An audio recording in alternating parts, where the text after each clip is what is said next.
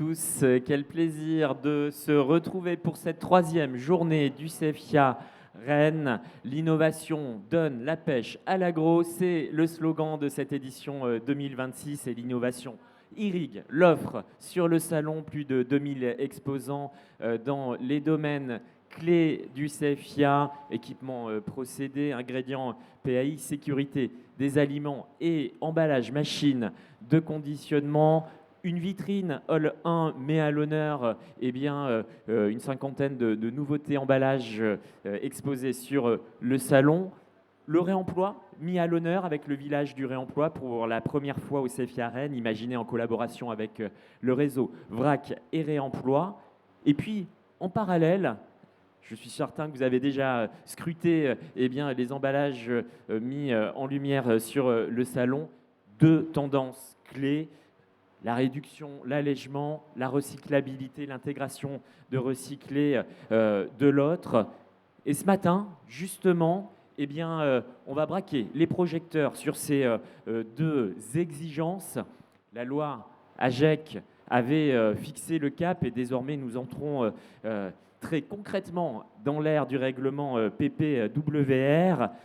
Le règlement focalise l'attention sur une exigence clé. S'il fallait en résumer une, c'est cap vers 100% d'emballage conçu pour être recyclable à horizon 2030. Je dis horizon, mais 2030, c'est déjà demain. Vincent Collard donnera les clés justement pour être prêt pour répondre aux attentes de ce nouveau règlement PPWR. On fera le point sur l'avancée des filières de recyclage. Il y a des informations clés à découvrir dans quelques instants. Et puis, focus sur la réduction avec Lola Rodriguez, chef de projet éco-conception réduction pour Citeo, et Constance Cornemillot, senior packaging sustainability spécialiste pour le groupe Nestlé. L'occasion de vous présenter une approche singulière, de penser peut-être autrement vos projets de réduction. Et puis, un focus sera fait sur l'enjeu des lots promotionnels. Les projets d'éco-conception, finalement, quels qu'ils soient, ont pour point de départ, pour base de départ, le besoin d'avoir des données précises. C'est l'enjeu des spécifications packaging. Marina Defour, ingénieure packaging, responsable de Pack Avenir, partagera son expertise avec des points d'attention tout à fait concrets sur cet enjeu des spécifications packaging. Et puis, la parole à Christophe Morin, expert packaging au sein de Packagile. Il apportera des réponses à une question tout à fait stratégique: emballage utile, emballage inutile, qu'est-ce qui est acceptable? Voilà un riche programme. Et pour entrer dans le vif du sujet, j'ai le plaisir d'appeler Vincent Collard. Vous pouvez l'applaudir. Bienvenue Vincent. Je me rends compte que Vincent, fidèle du CEFIA, j'ai omis de préciser qu'évidemment, Vincent, vous êtes représentant aujourd'hui de l'éco-organisme Citeo en tant que directeur R&D matériaux. Vous êtes impliqué depuis plus de 10 ans au sein de l'éco-organisme dans l'émergence des nouvelles filières de recyclage. Vous pilotez la stratégie de Citeo avec votre équipe en matière d'éco-conception. Vous avez à cœur de promouvoir l'innovation et on va le voir dans votre présentation.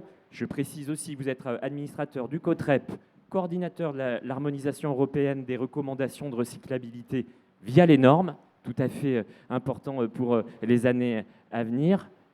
Récemment, c'était sur un réseau social connu du monde professionnel, vous écriviez à l'immobilisme, vous préférez la gestion maîtrisée du risque.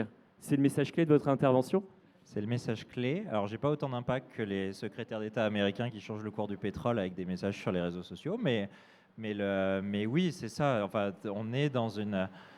Pour celles et ceux qui ont participé à des précédentes éditions du CEFIA où j'intervenais, j'avais fait une année des slides où il y avait la réglementation, mais tout était barré en rouge parce que le texte changeait tellement tous les mois que c'était illisible et que c'était hyper dur de se projeter. On en est sorti en fait. On est dans la phase où ça se stabilise. On connaît 80% des règles du jeu sur recyclabilité, pas encore sur réduction et réemploi, mais sur recyclabilité. Donc en fait, on est dans la phase où il faut y aller parce qu'il y a 2030 qui arrive hyper vite. Et c'est un mur si on ne démarre pas maintenant en fait.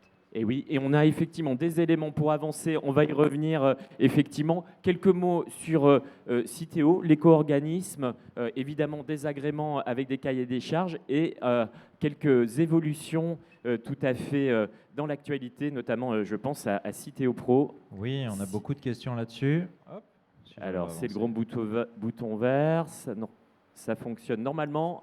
Faut que je vise quelque part. Non, non, non, ça doit fonctionner. Un petit clin d'œil à la technique. Il doit y avoir. Non, mais deux mots en Citeo. Donc Oui. Citeo, c'est une entreprise privée. Ça, on oublie souvent, on entend encore beaucoup la taxe emballage. Entreprise privée, on a un concurrent d'ailleurs, on aura des concurrents sur Bien l'emballage sûr. pro. On a un tarif et on propose des services et on crée de la valeur ajoutée pour nos clients. Donc voilà, donc c'est vraiment ça. Moi, je travaille avec une équipe qui est sur l'éco-conception, voilà, qui est là pour aider les fabricants d'emballage, nos clients, à faire des emballages qui sont réduits, des emballages qui se recyclent, à essayer de développer le réemploi, tout en prenant en compte vos contraintes de cadence, d'industrie, d'usine, d'âge des machines, économiques. Donc voilà, c'est vraiment ça qu'on essaye de faire. Et donc là, Citeo, historiquement, est sur les papiers graphiques et les emballages ménagers. La France et l'Europe ont décidé qu'à partir de juillet, ça va se développer sur les emballages industriels et commerciaux.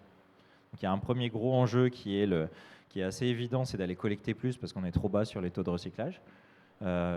Et il y a un deuxième enjeu qui va plus par exemple concerner mon équipe, c'est qu'on va rentrer dans des petits tonnages d'emballage, mais très compliqués à rendre recyclables. Et la loi est la même pour tous, il va falloir être recyclable. Je pense par exemple, on travaille beaucoup en ce moment sur les films autour des grosses pièces de viande.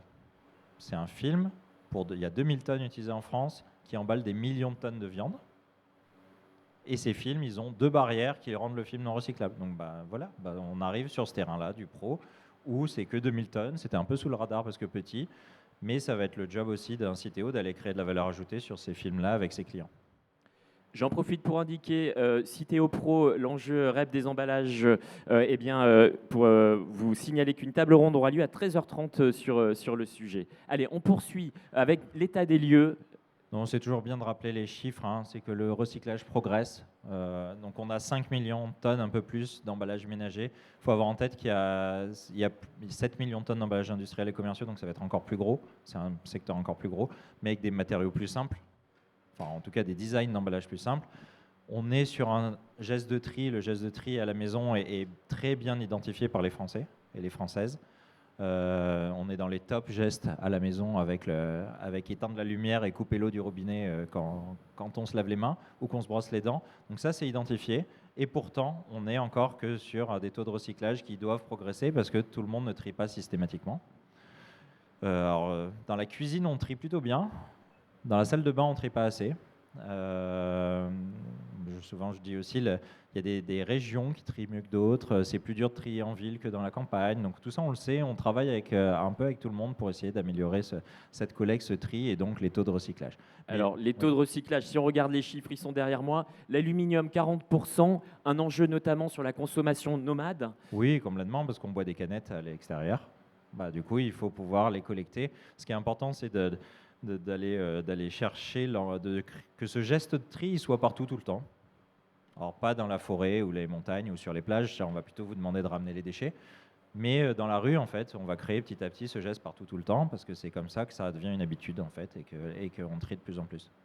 Le plastique, 26%. Le plastique, 26%, ça veut dire que c'est pas assez trié. Alors le plastique, on va en parler ce matin, c'est un des plus gros sujets avec la réglementation européenne, c'est il y a encore dans le plastique 30%, il y avait encore l'année dernière, on va dire 30% d'emballages qui n'étaient pas recyclables. Donc en fait, dès le départ, et ça c'est entre vos mains, hein, c'est pas le consommateur, il ne peut rien y faire, il y avait 30% des emballages qui ne pouvaient pas être recyclés à cause de leur design. Donc petit à petit, on le réduit. En 2030, on devrait être à zéro. Ou on peut le dire à l'inverse, 100% des emballages devront être recyclables. Donc on a 4 ans là, pour atteindre 100%. Et après, bien sûr, il faut évoluer sur la collecte, le tri. Par exemple, le yaourt, il est souvent cité comme la poubelle de table. Là, vous pouvez tous vous demander ce que vous faites à la maison. Est-ce que vous remettez l'épluchure de la clémentine à l'intérieur ou pas? Mais en fait, non, il faut le laisser tout seul et le mettre au tri parce qu'on en a besoin pour le recycler. On a des recycleurs qui manquent de déchets. C'est quand même assez dingue comme situation. On manque de déchets. Effectivement. Alors, pour avancer, les 3 R plus 1. Oui, j'aime bien dire qu'il y en a un on garde la notion de 3R parce que tout le monde la connaît et je pense que c'est très important en termes de communication de garder cette notion. Donc réduire, réutiliser, réemployer et recycler. Voilà, les 3R. En vrai, quand vous regardez les textes réglementaires, il y en a un quatrième qui est partout, qui est la ressource, qui est est-ce que je sors du plastique pour aller vers le carton ? Tiens, je dois mettre du recyclé. Donc là, on retombe sur ces questions-là. Donc ce matin, on va vraiment parler recyclage, recyclabilité, parce qu'il y a tout un tas de conférences sur les autres sujets, donc autant laisser les experts développer chaque R. Mais on va juste les survoler parce que comme ça fixe les notions des Exactement. des Voilà, R, c'est une et approche après, globale. on rentre dans recyclage, qui est un des axes.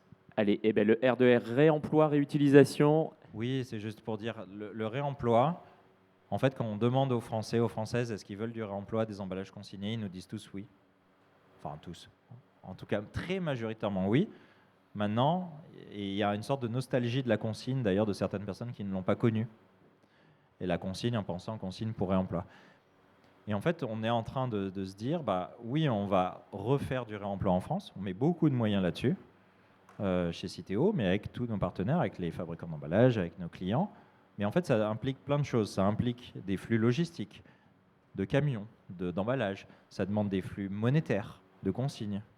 Ça demande de s'assurer que quelqu'un puisse avoir créé un pool d'emballage. Parce qu'il faut que ces bouteilles, ces bocaux, ils soient disponibles pour les industriels, sinon ça ne marche pas.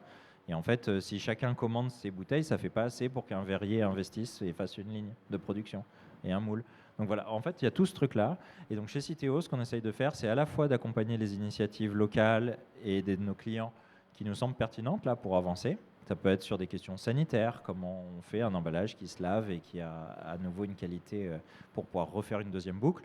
Voilà, on essaye d'accompagner et en même temps, on est en train de tester là, à très grande échelle, sur 4 régions, le projet Reuse, qui est un pilote pour développer au niveau national. Voilà, de tester. Qu'est-ce que ça veut dire en grandeur nature, Bretagne jusqu'à Lille. Ça veut dire quoi, réemploi ? Exactement. Et 14h30, table ronde avec Anna Fernandez, directrice réemploi de Citeo, Anne-Sophie Collin, directrice de Go Réemploi, et 2 témoins, Agrial Coopérative U. Allez, en faisant un teasing sur cette table ronde, la boucle opérationnelle fonctionne, tous les freins ont été levés. Simplement, aujourd'hui, l'enjeu, c'est de se mobiliser, de massifier l'offre pour que cette offre soit davantage visible en magasin. Oui, il faut imaginer, vous êtes tous consommateurs, consommatrices dans la salle. C'est un changement même pour vous, en fait. Alors forcément, quand on est dans l'emballage ou l'agroalimentaire, on est un peu plus sensible à ça. Mais c'est un vrai changement de consommation.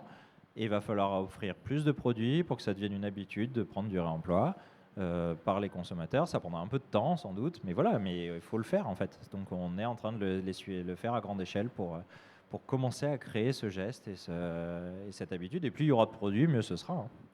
AGEC avait donné le cap, 10% 2027, PPWR 10% 2030 pour les boissons alcoolisées, non alcoolisées. Oui, on a des objectifs qui se ressemblent, mais pas exactement les mêmes. La France, sur réemploi, il y a une loi qui s'appelle DADU qui est en cours. Si vous suivez ça, DADU, c'est quoi ? C'est une loi qui vise à simplifier le droit français et mieux s'aligner sur le droit européen sur ces questions-là notamment. Et il se pose les questions. Le droit européen permet à la France de maintenir des objectifs français sur le réemploi. Donc le fameux 5% puis 10% de réemploi, quel que soit le secteur, dans un souci de réduire. Donc on va normalement, pour l'instant c'est plutôt parti pour que la France le maintienne, mais ça peut encore changer vu que le texte n'est pas définitif. L'Europe a pas demandé du réemploi sur tous les produits, elle cible beaucoup plus. Donc il y en a sur les boissons, il y a sur les emballages de transport, de logistique. Donc en fait l'Europe a fait des flux, impose, en tout cas sur certaines catégories d'emballage du réemploi, ça ne bougera pas. Et puis après, est-ce que la France va aller plus loin en demandant sur d'autres secteurs ? Sans doute, mais c'est en train de se décider au Parlement. Quid du R de réduction ? Réduction aussi, on réduit. Donc vous le savez, on a des objectifs de réduire. Donc en France, on avait des réductions de poids, on avait des réductions de plastique à usage unique. En Europe, ça redevient plus global. C'est des réductions au niveau tout type d'emballage. Et ce qu'on voit, c'est que bien sûr, on peut encore aller gagner 1 gramme par-ci, 1 gramme par-là, mais le vrai enjeu là, de la réduction, c'est d'aller vraiment chercher des tonnes par des innovations de rupture. C'est de basculer du rigide au souple. c'est d'enlever l'eau des produits, les déshydrater, pour arrêter de transporter de l'eau. Donc c'est vraiment ces sujets-là qu'on accompagne chez Citeo, mais c'est important que vous ayez le cadre réglementaire en tête. Donc il y a des interdictions pures et dures de certains emballages dans PPWR, je pense qu'on en parle chaque année au CEFIA, pour les clients qui sont concernés. Il y a le sujet des emballages de fruits et légumes qui revient chaque année parce qu'on a eu... c'est un feuilleton, hein. Il faudra peut-être vendre les droits à une plateforme de streaming à force, parce que je ne sais plus à combien de décrets on est en France, et puis maintenant il y a le texte européen qui est attendu. Mais voilà, on a des produits qui vont être interdits, purs et durs. Et puis après, la réduction, on a des obligations de réduire les emballages au global, quel que soit le matériau, c'est pas que le plastique. Et du coup, bah oui, on va continuer et on a une équipe qui propose de la rupture. Le vrai travail là qu'il y a en ce moment dans l'équipe, on va dire que c'est deux choses. Premièrement, il y a une notion de utile-inutile. Je pense que si on vous pose la question là et qu'on vous donne 2 heures, pas plus d'une copie double, j'aurai 100 réponses différentes sur qu'est-ce qui est utile et qu'est-ce qui est inutile. Donc il faut vraiment arriver à le définir. Et c'est un travail qui est en cours. C'est un travail qui est en cours. On a une plateforme où on peut signaler si l'emballage est inutile. Les consos peuvent le signaler, vous pouvez signaler. Alors juste la petite anecdote, c'est que la première année où on a lancé cette plateforme sur signaler les emballages trop volumineux, on a eu la moitié des réponses venaient de Citeo, des salariés. Et l'autre moitié, ça venait de concurrents qui dénonçaient leurs petits copains. Oh, l'emballage de mon copain, il est trop lourd. Bien vu. Il y avait tellement de termes techniques qu'on voyait bien que ça ne marchait pas, que ce n'était pas le consommateur. Maintenant, ça marche beaucoup mieux. Donc, ça permet aussi, nous, de faire des remontées auprès des clients, de leur dire, voilà, regardez ce que disent les Français, les Françaises sur vos emballages, en fait. Donc ça, c'est le premier gros axe. Le deuxième gros axe là, qui marche bien, c'est les groupes sectoriels. C'est qu'on essaye d'embarquer des secteurs entiers. Parce qu'on l'a vu, hein, si je suis le seul à enlever le genre de l'alimentaire, hein, si je suis le seul à enlever le carton autour de mon dentifrice, en fait, je ne vends plus. Donc en fait, ça doit être un mouvement du secteur. Et voilà. Mais donc comment on accélère avec les secteurs volontaires à faire ça? On continue sur effectivement l'intégration de recyclés avec une actualité forte, c'est l'arrêté Prime en septembre dernier. L'arrêté Prime, et puis si vous suivez un petit peu ce qui se passe forcément dans la presse hein, et en Iran, on a des vrais enjeux autour de l'intégration de recyclés avec des cours de matière qui fluctuent très fortement, des pénuries d'achats. Enfin voilà, on se rend compte que ce recyclé, c'est une matière première aussi pour les emballages comme une autre. Oui. Donc en septembre, quand l'arrêté a été publié, on était dans une situation où le plastique vierge, était bien moins cher que le recyclé. Et donc les recycleurs sont en crise. Ouais. En France, on arrive à peu près à le maintenir, même si ça ne va pas fort. Mais si vous regardez un peu pareil, si vous suivez ce qui se passe en Europe, il y a des fermetures de sites en Angleterre, en Allemagne, aux Pays-Bas, très nombreuses, notamment dans les PEPP. Donc on perd nos recycleurs au moment où il faut accélérer sur le recyclage. Donc pour plein de raisons, hein, on pourrait passer des heures pour expliquer, mais il y a cette situation, donc les recycleurs qui vont mal, on n'utilise pas assez de recyclé parce qu'il est trop cher, et on peut comprendre les industriels de ne pas utiliser une matière chère. Là, c'est en train de s'inverser avec les les problèmes qu'on connaît sur le gaz et le pétrole. Donc est-ce que ça va être dans la durée ou pas? En tout cas, l'Europe a imposé des taux de recyclé minimum à mettre en 2030 pour tous les emballages qui contiennent du plastique. Donc ça, c'est hyper structurant. C'est-à-dire que vous avez un emballage souple en PP et vous devez mettre 10% de recyclé à l'intérieur, même si vous êtes contact alimentaire. Donc c'est pas très, il n'y a pas de recyclé mécanique, de PP mécanique, par exemple de polypropylène. Donc c'est le sachet de Madeleine, par exemple, le polypropylène, ou le sachet de bonbons. Il n'y a pas de recyclé mécanique, mais vous êtes obligé d'en mettre 10%. Donc par exemple, on va en parler, Citeo, ça nous fait accélérer sur le recyclage chimique pour pouvoir vous fournir de la matière recyclée qui est apte au contact alimentaire, pour tenir les objectifs. Donc ça, c'est un peu le bâton, l'obligation. Puis la carotte, c'est la France qui le met avec des primes d'incorporation de plastique recyclé. En gros, vous payez moins cher chez Citeo si vous mettez du plastique recyclé. Il y a des sommes conséquentes.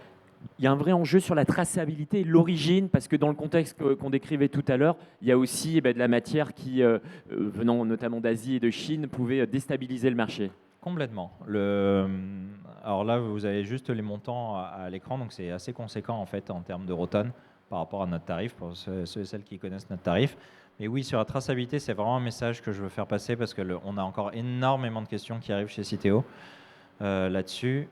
On demande aux sites qui veulent avoir la prime d'avoir des certificats sur la traçabilité.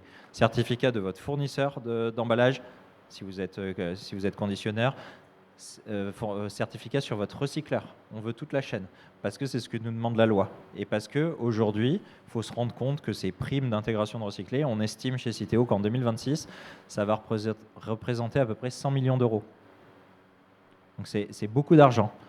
Et vous n'avez pas, en fait, je pense que dans la salle, vous êtes tous conscients, ou tous d'accord, que vous n'avez pas envie de payer pour le petit copain s'il triche. Donc en fait, ça nous oblige à aller dans ce monde de la traçabilité beaucoup plus fort. Ça existait un peu au niveau européen. On muscle tout ça et on l'impose.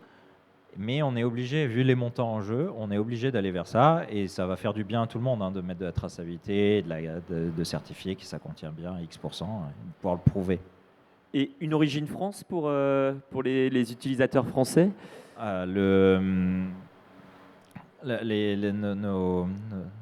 Nos amis des ministères français ont mis une règle que la collecte, le tri, le recyclage et l'incorporation de matières recyclées devaient se passer dans 1500 km autour de Montluçon. Déjà, il faut situer Montluçon, mais je vois à peu près. Toute l'Europe nous parle de Montluçon. Donc c'est très intéressant. On a fait découvrir la ville, on espère que ça va booster le tourisme de Montluçon. Mais voilà, et pourquoi la France a fait ça? C'est parce qu'au début, ils voulaient mettre Europe pour l'origine du recyclé. Et en fait, c'est interdit par le droit international, en tout cas par les règles de l'OCDE. Donc forcément, on a trouvé une autre approche, un autre moyen de gérer le sujet. Donc 1500 km autour de... Et il y a encore des réflexions, est-ce qu'on limite à la France ou pas, parce que c'est quand même pour aider les recycleurs et les déchets français, ou est-ce qu'on garde Europe? Mais voilà, donc désolé pour nos amis grecs. Oui, effectivement, ça paraît trop loin. Ça paraît trop loin. On rentre dans le vif du sujet, l'actualité des filières de recyclage. C'est parti. Oui, donc on va commencer par les filières de recyclage et après on parle éco-conception de vos emballages. Donc les filières de recyclage, ce qu'on a mis en place depuis quelques années, en fait il y a un texte de droit qui est français, qui est structurant pour nous, qui date de 2022, qui dit les plastiques qui sont trop durs à recycler, qui n'ont pas de valeur, en gros il faut payer le recycleur pour qu'ils acceptent les camions de déchets. En fait on confie la propriété aux éco-organismes. Donc c'est fini, c'est plus les collectivités locales qui ont la propriété du déchet, ça passe. Il y a un transfert de propriété vers l'éco-organisme. Pourquoi? Parce que ça nous permet de massifier et de créer des investissements et de créer des filières. Et la contrepartie, c'est que nous, on doit s'engager en tant qu'éco-organisme, Citeo, sur des contrats long terme pour que les investisseurs puissent aller voir leur banque et disent j'ai des garanties d'approvisionnement pour les 9 prochaines années, donc je peux y aller pour pouvoir investir. Donc c'est ce qu'on a fait. Ça a fait qu'on collecte donc maintenant partout en France tous les emballages dans le bac jaune, voilà, le vert à part et puis tous les autres dans le bac jaune, donc tous les plastiques. Derrière, ça part dans des centres de tri. Et ces plastiques qui sont un peu plus difficiles à recycler, donc ça peut être les souples en PEPP, ça va être par exemple les pots de yaourt en polystyrène, ça va être les barquettes de jambon en PETPE. Ceux-là, on va les envoyer dans ce qu'on appelle le flux développement. Donc c'est un flux qui du coup passe sous la propriété de Citeo. Et les rigides, donc les souples, ils partent vers des recycleurs qu'on a sélectionnés via appel d'offres. Et on est d'ailleurs en train de muscler, d'en sélectionner de nouveaux, parce que la bonne nouvelle, c'est qu'on a plus de souples que prévu. C'est chouette, on trie mieux que prévu. Les Français trient mieux, les centres de tri trient mieux, donc c'est bien. Donc on est en train d'avoir des recycleurs qui émergent. On a annoncé la filière PP opérationnelle là, en fin d'année 2025. Donc ça y est, les souples PP sont recyclables en France et peuvent redevenir de l'emballage en plus, alimentaire, donc c'est vraiment chouette. Et sur les rigides, on les envoie dans des centres de surtri dédiés au plastique pour faire des catégories que nous demandent les recycleurs. En fait, on respecte le cahier des charges des recycleurs, mais on a des centres de surtri qui appartiennent à Citeo, exploités par des partenaires. Donc on en a trois, c'est ça, on va inaugurer le 3e là, il y a un 4e qui arrive, qui est déjà signé, qui est en construction, pour trier ces tonnes et pour créer des filières de recyclage. Donc 2030, l'exigence d'avoir un design compatible avec ces filières de recyclage, à date, on en est où? Il ne faut pas imaginer qu'il y en aura que là, on crée des filières de recyclage, je le dis. Donc on a créé l'EPS, annoncé l'année dernière. On a créé les FIM PP, annoncé l'année dernière. Cette année, on va faire les barquettes PETPE, les fameuses barquettes de jambon ou de viande. Et puis d'ici 2030, on en vise encore 2. Et c'est tout. Donc ça, c'est important aussi à avoir en tête. Donc on travaille sur le PSE, les calages. D'accord. C'est pas du tout la caisse marée. C'est pas la caisse marée justement. La caisse marée, c'est de l'emballage industriel et commercial. D'accord. Ça fonctionne déjà très bien, ça a une valeur. Enfin, là, on n'est pas du tout inquiet. C'est plutôt le calage de la télé où, je ne sais pas ce que vous faites à la maison, mais il y a quand même beaucoup de monde qui la remet dans son carton à la fin. C'est quand même plus pratique de le remettre dans le carton. Et nous, si c'est remis dans le carton, en fait, on n'arrivera pas à les séparer derrière. Et on va recycler le carton, on va perdre le PSE. Donc la PSE, on est en train de créer un geste de tri qui existe déjà chez un tiers des Français, de ramener en déchetterie. Comme ça, on crée un vrai flux PSE à part. Ou l'entreprise qui vient vous livrer le frigo ou le four à la maison et qui repart avec le PSE, ça marche aussi. Sur les colorés, les barquettes PET colorées, ça c'est une filière qui est compliquée au niveau européen. Ça marche plutôt bien en Allemagne, Pays-Bas, Angleterre, avec un recycleur qui a émergé aux Pays-Bas. Mais à date, c'est le seul recycleur de toute l'Europe qui traite le coloré. Et encore, il aimerait principalement du mono PET coloré, alors que sur le marché, on a du mono et du multi. Donc, qu'est-ce qu'on fait? On était parti, Citeo Billes en tête, à essayer de faire du recyclage chimique de ces emballages-là assez rapidement. Vous avez tous vu les reports de Eastman, Carbios sur le recyclage chimique. Ça prend du temps, ça coûte cher, c'est compliqué. Ça arrivera un jour ou l'autre. Maintenant, on est en train de poser la stratégie, là, vraiment, pour d'ici 2030, avoir cette filière PET colorée en France, essayer de la porter aussi auprès de nos copains européens, parce que, par exemple, en Espagne, ça n'existe pas non plus, en Italie, ça n'existe pas non plus, pour essayer de créer une dynamique autour de ce coloré et le garder dans le temps, parce qu'on sait que vous avez des besoins. La cosmétique, par exemple, ils ne vont pas se passer de marquer des choses sur l'emballage en PET, ça sera coloré. Le médicament, il y a des questions de lumière, enfin voilà, donc on le sait, et donc on essaie de créer la filière.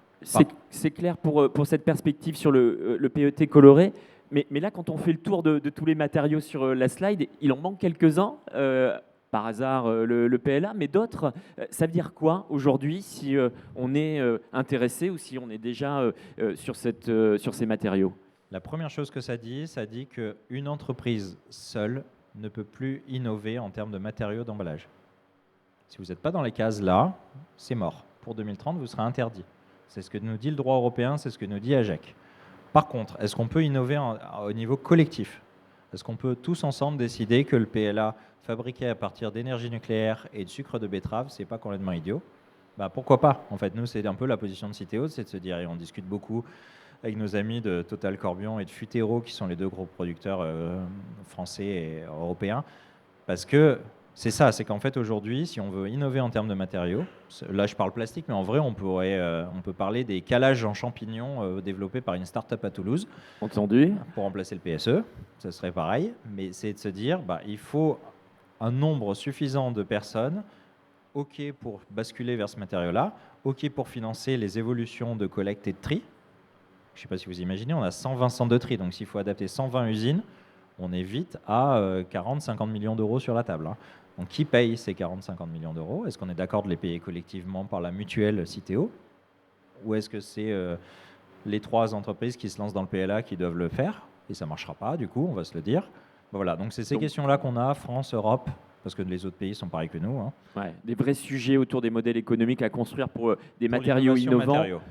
Précisons aussi qu'il y a des exceptions, bois, céramique, et j'en oublie peut-être. Oui, alors déjà, je vais parler après des exceptions, mais oui, il y a des exceptions pour l'instant jusqu'en 2035 pour le textile, la céramique, le bois léger.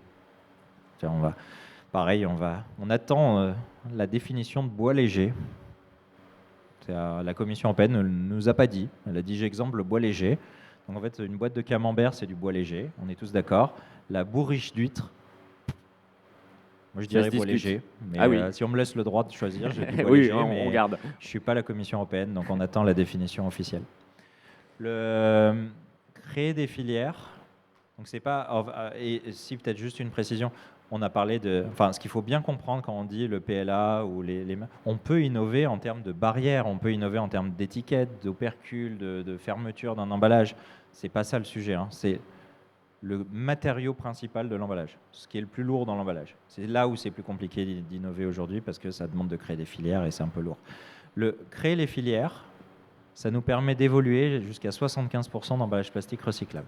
Ce qui est hyper chouette, hein, parce que c'est vraiment, pendant des années, on a un peu plafonné aux 50%.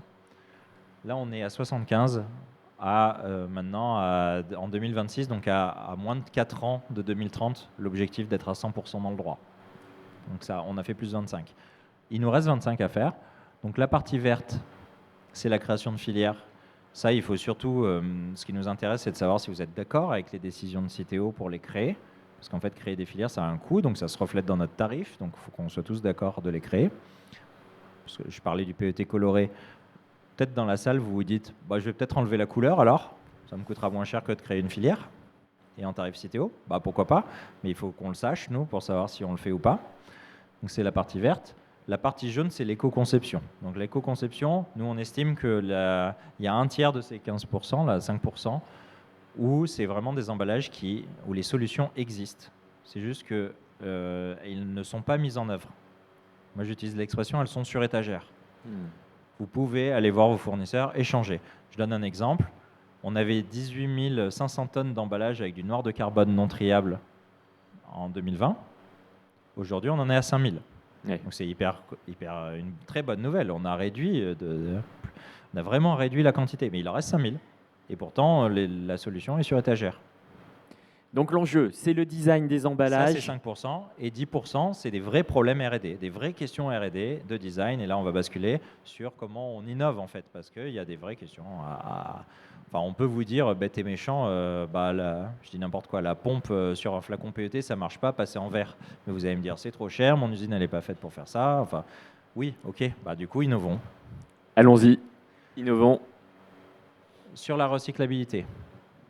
Ce qu'il faut dire sur la recyclabilité, c'est qu'on avait un cadre français où il fallait que tous les emballages soient recyclables à 2030, c'est dans le droit AGEC, dans la loi AGEC. L'Europe confirme ça. L'Europe s'inspire de la France et dit tous les emballages doivent avoir un design recyclable en 2030. C'est une toute petite différence, mais qui a son poids. Design recyclable, ça veut dire quoi? Ça veut dire que je ne vous demande pas d'avoir déjà la filière en France en 2030.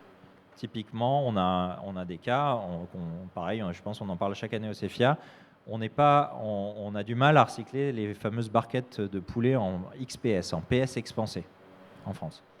Nos amis italiens disent qu'ils savent faire. OK. Et du coup, le XPS va survivre à 2030 par PPW parce que les Italiens savent faire. Ah oui, d'accord. C'est-à-dire que c'est un petit changement par rapport à AGEC, où AGEC, on disait non, il faut que la filière soit là, il faut que l'emballage, ça marche bien à l'intérieur de la filière. Là, non, on dit, OK, ça existe en Italie, on lui donne l'autorisation en 2030 pour survivre au moins jusqu'en 2035, et en 2035, on vérifie si les États membres ont tous bougé dans le même sens ou pas. Mais c'est intéressant effectivement aussi de constater que les filières, évidemment, c'est à l'échelle européenne qu'on les observe. C'est à l'échelle européenne. Et donc, ce qu'il faut retenir sur PPWR, 2030, c'est le design. 2035 et 2038, ça se durcit. On durcit les règles pour essayer de pousser vers le haut tout le monde. C'est ça l'esprit du texte. Et peut-être une dernière date. Allez, on en a déjà 3, ça fait une 4e. 2028, publication des règles du jeu pour faire 2030. Donc en gros, on vous laisse 2 ans pour tout changer. Donc juste pas possible. Trop court. Donc c'est bien pour ça qu'on informe, qu'on va chercher des réponses pour pouvoir vraiment vous répondre dès maintenant et qu'on puisse démarrer les travaux dès maintenant, sinon ça ne marchera pas. Donc ça, c'est juste ce qu'il y a dans PPWR, si vous ne les avez jamais vus encore, c'est les grades de recyclabilité, donc avec 2030, 2035, 2038. Donc demain, vos emballages vont être A, B, C ou morts. 3 grades, il faut rentrer dans un des 3. Et A est meilleur que B et meilleur que C. Ça veut dire quoi? Ça veut dire, donc si vous êtes A, B ou C, vous êtes autorisé sur le marché déjà, ça c'est la première bonne nouvelle. On estime qu'il y a un petit 15% d'emballages qui ne survivent pas, hein. Donc il y a quand même du boulot. Pour l'instant, on va avoir faut bosser au moins sur 15% du marché. Et le deuxième point, c'est que A paye moins cher chez Citeo demain que B, qui paye moins cher que C. C'est le tarif. C'est un peu bizarre, mais parce que on a l'impression que c'est ABC, ça commence à regarder furieusement à un Nutri-Score. ça n'a pas été pensé pour la com, pour la communication B2C par la Commission européenne. Donc ça reste encore à préciser comment on communique.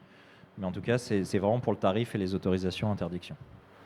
On en vient aux exemptions. Oui, il y a des exemptions. Donc ça, c'est listé dans PPWR. On attend encore quelques précisions. Comme je disais, le bois léger, c'est un très bon exemple. Mais j'ai encore eu des questions hier sur les emballages de transport de produits dangereux. Est-ce que c'est vraiment que les emballages de transport? Et finalement, un gros fût, un fût de 200 litres, là, c'est un emballage de transport ou un emballage de vente?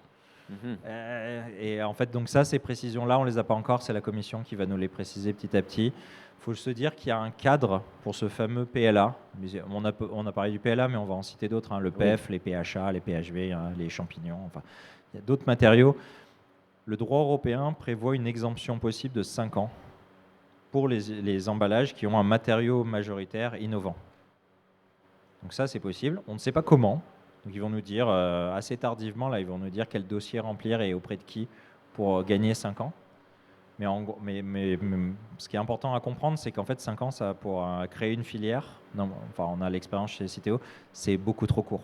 Ouais. Donc en fait, c'est pour ça qu'on discute déjà avec nos amis du PLA, parce qu'en fait, on réfléchit déjà maintenant. Alors, ils demanderont sans doute l'exemption, mais on réfléchit déjà maintenant à qu'est-ce qu'on fait dès maintenant pour que dans 9 ans, finalement, il y ait une filière. Ou pas, mais en tout cas qu'on tente le coup. Si on revient justement sur les jalons 2028, ça veut dire qu'on est dans une période active. On est dans une période de transition. Ça veut dire que en même temps, vous devez respecter le droit français, le droit allemand, le droit espagnol, suivant où vous exportez vos produits. Mais on commence à connaître le cadre européen. Donc vous êtes forcément très tenté de regarder l'Europe et le futur. Et je vous comprends. Et du coup, on vous aide. Donc on est dans une période où là, le droit national jusqu'en 2028, ça va être difficile d'en sortir. Pourquoi? Parce qu'on n'aura pas encore les actes délégués, donc les textes officiels de la Commission sur comment passer à l'Europe. On n'aura qu'une partie, les normes, qui vont commencer à être publiées cette année. Avril pour le plastique, l'automne pour les autres matériaux. Donc ça, on commence à avoir, mais avant 2028, c'est un peu compliqué de basculer sans faire d'erreur vers l'Europe. Et c'est vraiment une alerte aussi pour vous, hein. Si vous basculez trop tôt, vous pouvez faire des erreurs. Et ça coûte cher de faire des erreurs dans le monde de l'industrie.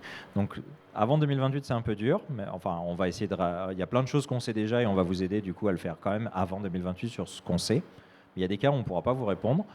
À partir de 2028, on est dans une période là pour le coup qui est vraiment très floue parce qu'on a le droit européen qui est en place, qui est connu, mais qu'on ne doit pas appliquer. On a 2 ans pour l'appliquer. Et je dois toujours appliquer le cadre français. Là, ce qu'on se dit chez Citeo, on vous laissera la paix en fait. Vous choisirez entre la méthode que vous préférez entre droit européen et droit français pendant 2 ans. C'est une période de transition qu'on assume. Ça crée un peu de confusion parce que ça veut dire qu'il y a 2 méthodes, 2 façons de voir les choses en parallèle. Mais c'est vraiment du bon sens pour pouvoir vous laisser le temps d'investir. Et après 2030, boum, le droit européen et les normes. Quand on est un industriel, l'incertitude, c'est vraiment ce que l'on souhaite lever. Alors, qu'est-ce qu'on connaît déjà? Quelles sont les informations déjà établies? On sait plein de choses en fait dans PPWR déjà, donc ça c'est pas de l'interprétation de ma part ou les normes, où on ne sait pas encore si elles vont être utilisées, comment. C'est vraiment ce qui est marqué dans PPWR. Dans PPWR, c'est marqué que les grades, les fameux ABC, vont être calculés au niveau de l'unité d'emballage. C'est intéressant, ça veut dire que 4 yaourts plus un cavalier carton, c'est une unité de vente. Donc c'est une unité d'emballage, donc un seul grade pour tout ça. Ça c'est déjà acté. Et donc ça me donne des informations sur comment concevoir mon pack. On sait par exemple dans les normes, vous aurez la possibilité de calculer le pourcentage de recyclabilité qui est le facteur numéro 1. Donc il y a 5 facteurs cités dans PPWR. Pareil, ça c'est acté. Le premier, c'est un pourcentage de recyclabilité théorique de l'emballage. Ça, les normes qui vont être publiées donc, sur le plastique à partir d'avril vous permettent de faire ça. Et on est en accord avec la Commission européenne sur comment faire. Par exemple, il y a un paramètre qui est sur le type de recyclage de l'emballage. Ça, pareil, on a déjà un accord avec la Commission européenne de comment l'utiliser. Et après, il faut aussi assumer l'incertitude. C'est-à-dire que, par exemple, si vous avez il y a tout un nouveau vocabulaire. Si vous avez des composants ou des constituants, ça c'est les nouveaux termes à utiliser pour décrire l'emballage, qui sont dans la colonne orange, colonne jaune, peu importe la couleur, donc c'est recyclable mais peut mieux faire, ça on ne connaît pas encore la règle. Donc ça forcément ça va créer un peu d'incertitude et on va se garder cette incertitude jusqu'à ce que ce soit réglé. Donc Moi, je pilote au niveau européen les travaux sur les plastiques, sur l'harmonisation européenne. Et donc, j'ai des réunions avec la Commission européenne toutes les 2 semaines pour commencer à écrire l'acte délégué. Là, on avance. On espère avoir la réponse d'ici mai. Comme ça, on pourra vous la communiquer. Et ça nous fait gagner, à chaque fois qu'on peut gagner des mois, on les gagne. Donc on a suffisamment d'informations connues pour avancer.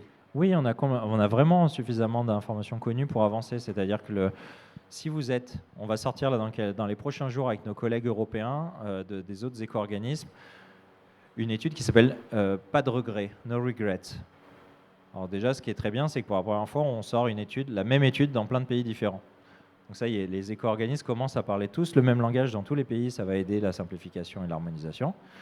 Donc Citeo, on est très content de faire ces projets européens avec nos collègues. Et No Regrets, c'est quoi? C'est-à-dire, regardez, je caricature, regardez un bouchon en PE sur une bouteille en PET, c'est recyclable. Et en fait, la France le dit, l'Allemagne le dit, l'Espagne le dit. Enfin, arrêtons de nous arracher les cheveux, en fait, c'est recyclable. Et ce sera pareil dans la norme, ce sera pareil dans le droit, autant le dire. Et c'est vrai et du coup, et pareil, un cas inverse, un manchon en PVC sur une bouteille PET, c'est rouge, partout, dans le monde entier. Voilà, disons, faut le dire. Comme ça, là, il n'y a pas de regret à aller vers ces choix-là, on peut y aller. Je peux déjà y aller maintenant, quelles que soient les décisions de la Commission européenne. Il y a des certitudes, je peux y aller, je serai sauvé ou interdit. Ça veut dire soit je dois en sortir, soit je continue ou je vais vers ça. Et voilà, et donc ça on peut déjà rassurer. On connaît 80% finalement des textes déjà, donc il y a déjà plein d'endroits où on peut aller. Les normes en avril, elles sont payantes. Donc ça, c'est un petit frein pour nous, pour la pédagogie et pour vous transmettre les infos et pour bosser avec vous. C'est-à-dire qu'il va falloir les acheter avant qu'on puisse rentrer dans les discussions techniques. Mais vos fabricants, vos fournisseurs, eux, ont quasiment tous participé à la création des normes, donc ils les connaissent très bien. Donc eux aussi vont être force de proposition pour faire des emballages recyclables. Les normes, c'est pareil, à partir d'avril, là, oui, ça fait un nouveau coup d'accélérateur parce que ça sécurise à nouveau des informations. Donc petit à petit, on sort de cette incertitude et on peut y aller. En conclusion sur la recyclabilité, rapidement. Très vite, vous pouvez démarrer très rapidement. Alors, petit mot de remerciement à 300 entreprises qui se sont investies dans ces normes.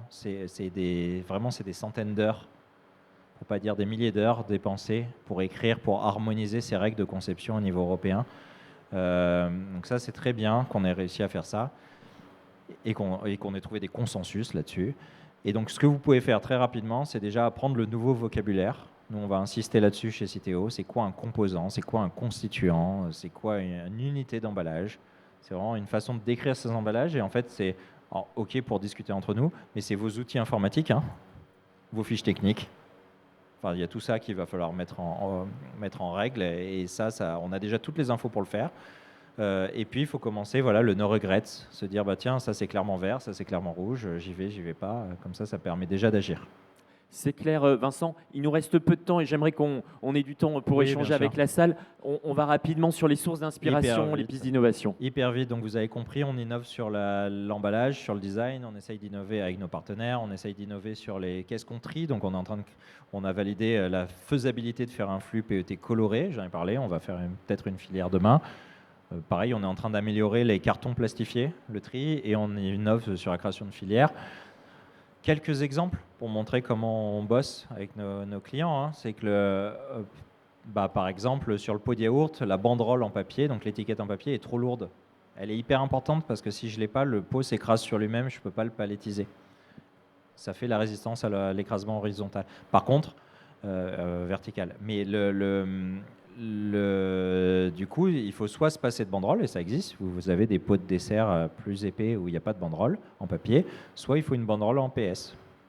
Donc là, on l'a développé avec des partenaires, Olga, Ventna, CEDAP, Amcor, une banderole qui est sur étagère, pour reprendre l'expression, qui est disponible, qui est un peu plus chère, donc forcément on ne se jette pas dessus, et je comprends, mais qui est disponible pour pouvoir survivre à PPWR.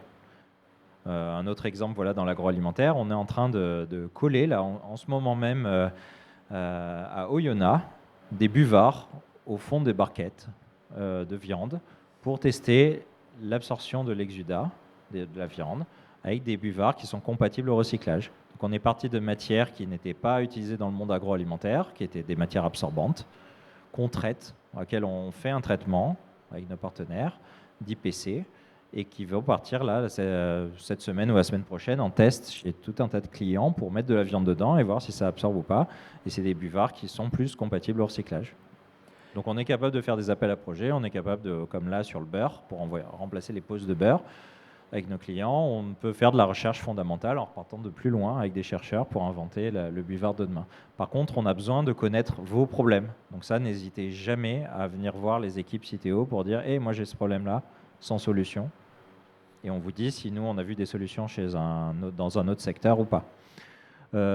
On fait même de l'innovation fondamentale sur inventer le carton qui est barrière à l'eau sans plastique ou barrière au gras sans plastique, donc avec le CTP. Là, on va déposer sans doute un brevet sur du carton qui est encore plus translucide que le calque. Si vous avez besoin d'une fenêtre, par exemple, sur votre carton. Ou pour un sachet de salade. Tiens, les 3e, 4e gammes là, qui n'avaient pas réussi à se vendre parce qu'on n'arrivait pas à voir la salade à travers le carton. Demain, le carton, s'il est transparent, on peut peut-être le vendre. Et puis, c'est pas dans l'agroalimentaire, on relance le biomimétisme pour alléger les cartons de calage. C'est le nid d'abeille, ça vient déjà de la nature, le carton de calage, pour être très allégé mais très performant. Là, on s'inspire de la crevette menthe. Très jolie petite crevette, si vous recherchez sur Google, qui a une structure de carapace hyper intéressante. Donc voilà, c'est juste pour dire, voilà, on a plein de projets et comme ça on laisse de la place aux questions. Venez nous voir avec vos problèmes. Nous, chez Citeo, la philosophie, ça va être, en tout cas sur l'éco-conception, 2027-2028, ça va être sans doute un temps dédié à l'appel à projet. Parce que vous avez vos problèmes, on les connaît, et maintenant on doit vous aider à accélérer avec nos compétences techniques et les financements Citeo. Merci Vincent, vous pouvez l'applaudir pour cette présentation très concrète. Un micro circule dans la salle, n'hésitez pas à vous signaler pour poser vos questions courtes s'il vous plaît. Alors, on vous amène le micro. J'en profite pour indiquer à l'équipe technique que l'écran de retour n'est pas allumé, si vous pouvez faire le nécessaire. Merci de vous présenter avant de poser votre question. Oui, bonjour, je suis Marc Levillain, société Silbo, fabricant d'emballage papier, principalement dédié aux fruits et légumes. J'ai appris sur votre stand ici hier qu'il y aurait des différences dans la manière d'évaluer la recyclabilité entre ce qu'il y a aujourd'hui dans l'outil tri et ce que seront les règles appliquées par PPWR. Est-ce que vous pouvez nous en dire plus? Oui, il y aura beaucoup de différences. Pourquoi? Aujourd'hui, ce qu'on fait dans l'outil tri, c'est des comités. En fait, ça a été inventé avant même que je commence à travailler par des gens qui avaient anticipé ça en France, qui était de dire, pour dire si un emballage est recyclable ou pas, il faut deux choses. Il faut des tests, parce que si on n'a pas des preuves scientifiques, ça ne marchera pas. Et deux, il faut que je pose la question à un fabricant d'emballage, une marque, un recycleur, tout le monde ait la même réponse. Si on commence tous à répondre des choses différentes, ça ne marche pas. Donc on a créé des comités en France qui sont devenus experts au fil des années sur comment ça se trie dans les centres de tri français, comment ça se recycle avec nos recycleurs français, ou en tout cas qui reçoivent du déchet français. Et en fait, les Allemands ont fait pareil, les Espagnols ont fait pareil. Et hop, on avait finalement plein de recos différentes. Ça devenait impossible de faire l'emballage pour tout le monde. Donc là, on passe au niveau européen, l'harmonisation. Ça veut dire qu'on a plein de renoncements à faire. On va accepter de prendre tel critère qui vient des Allemands, même si je sais que dans les centres de tri français, ce ne sera pas parfait. Et donc c'est ce mouvement-là qui est en cours. Sur le carton, on ne l'a pas encore évalué parce que les textes sont encore en cours de construction. Là. Sur le plastique, par exemple, il y a 200 différences dans les tableaux. Bon, sur 1000 et quelques. Mais c'est un petit 20% quand même qui change. Où ça fait des années, ça fait 20 ans qu'on raconte quelque chose, et ça va changer en 2030 au nom de l'harmonisation et de la parole unique, enfin d'avoir une seule règle du jeu.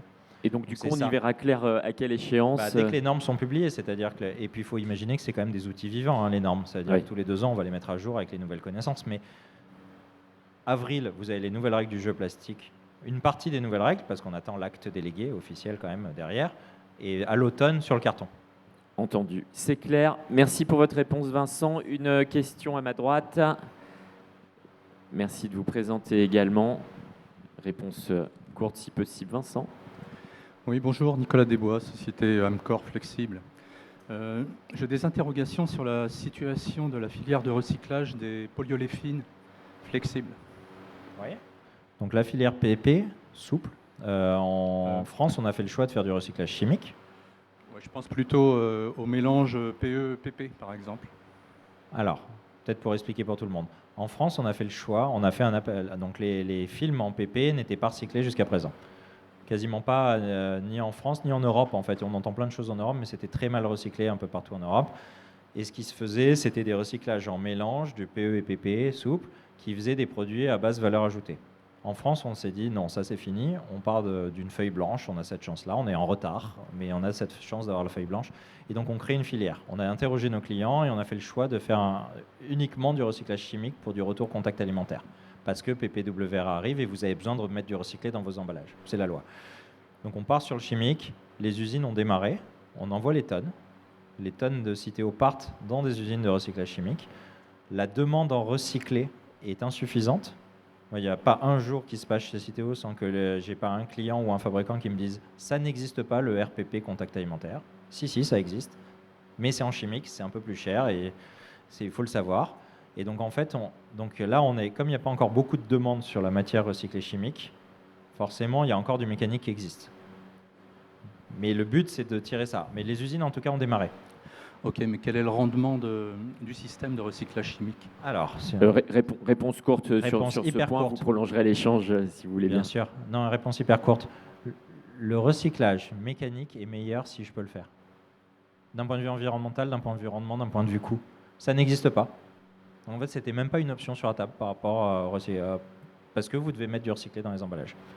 D'où le choix collectif, c'est pas un choix Citeo, c'est un choix de nos clients qui sont impliqués dans un groupe qui s'appelait Flex 25, de faire ça, en fait, de se dire non, tant pis, chimique, même si c'est plus cher, si le rendement est moins bon. Autre question, dernière question. Oui, au fond de la salle. Non, j'ai cru voir.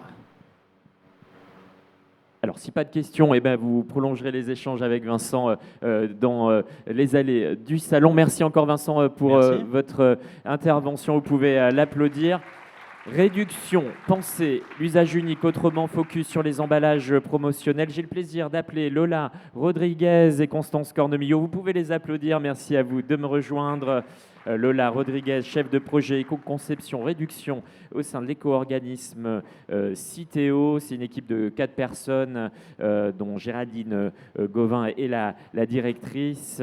Vous êtes ingénieur matériaux environnement, vous travaillez, je le précise bien, sur la réduction de l'usage unique, effectivement, le réemploi étant un axe complémentaire. Et à vos côtés, Constance, vous faites partie de l'équipe PAC de Nestlé France, basée à les Moulineaux, dont vous êtes sur tous les enjeux 3R, Sustainability, sur le panel des emballages primaires, secondaires, tertiaires, et donc en support pour la 50aine de marques de Nestlé France et la 15aine d'usines présentes sur le territoire.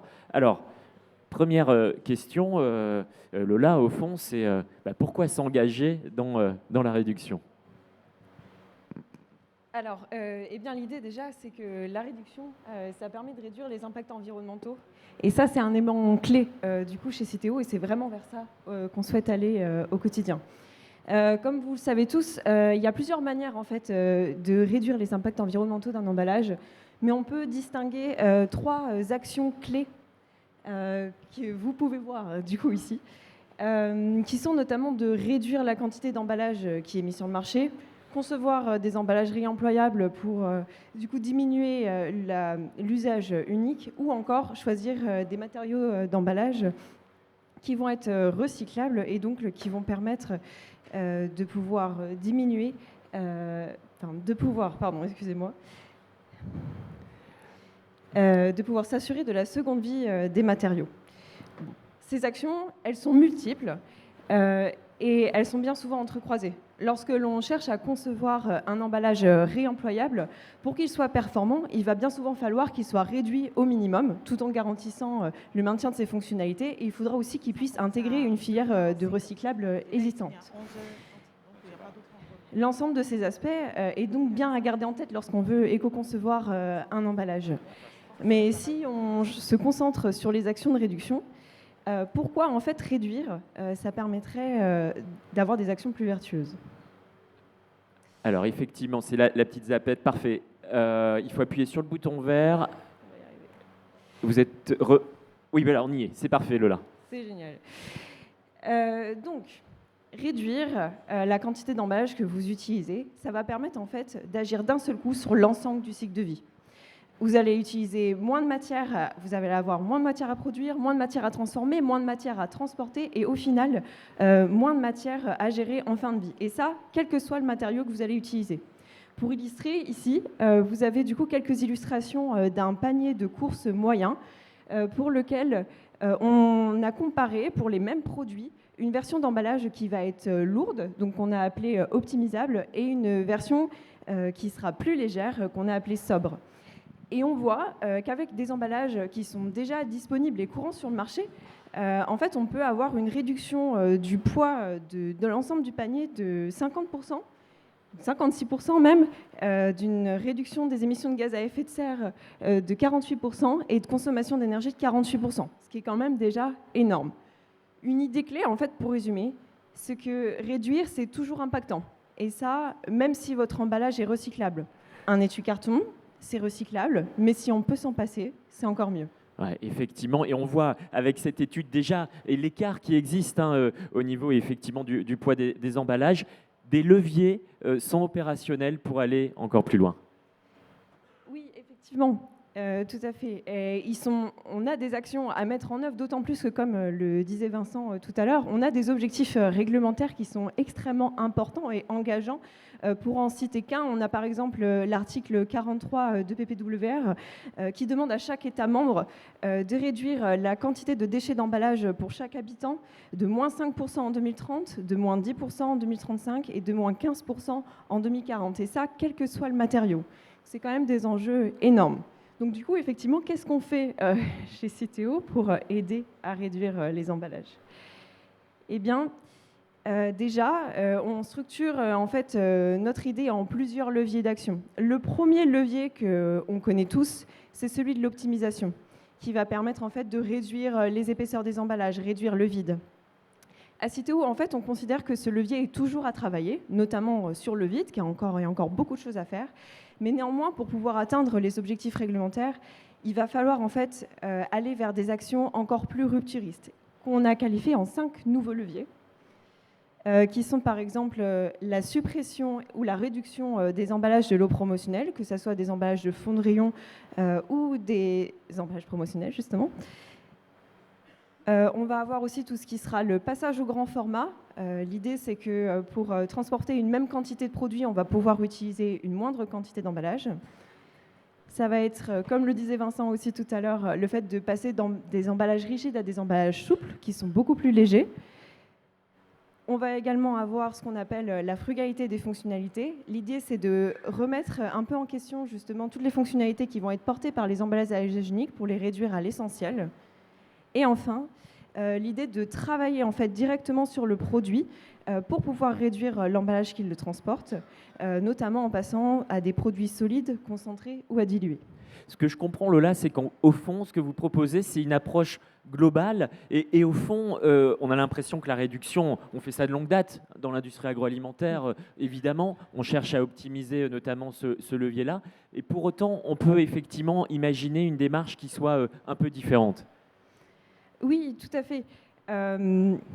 Effectivement, il y a besoin en fait d'aller plus loin et vraiment avec des actions qu'on a moins l'habitude de faire, de changer en fait ces habitudes.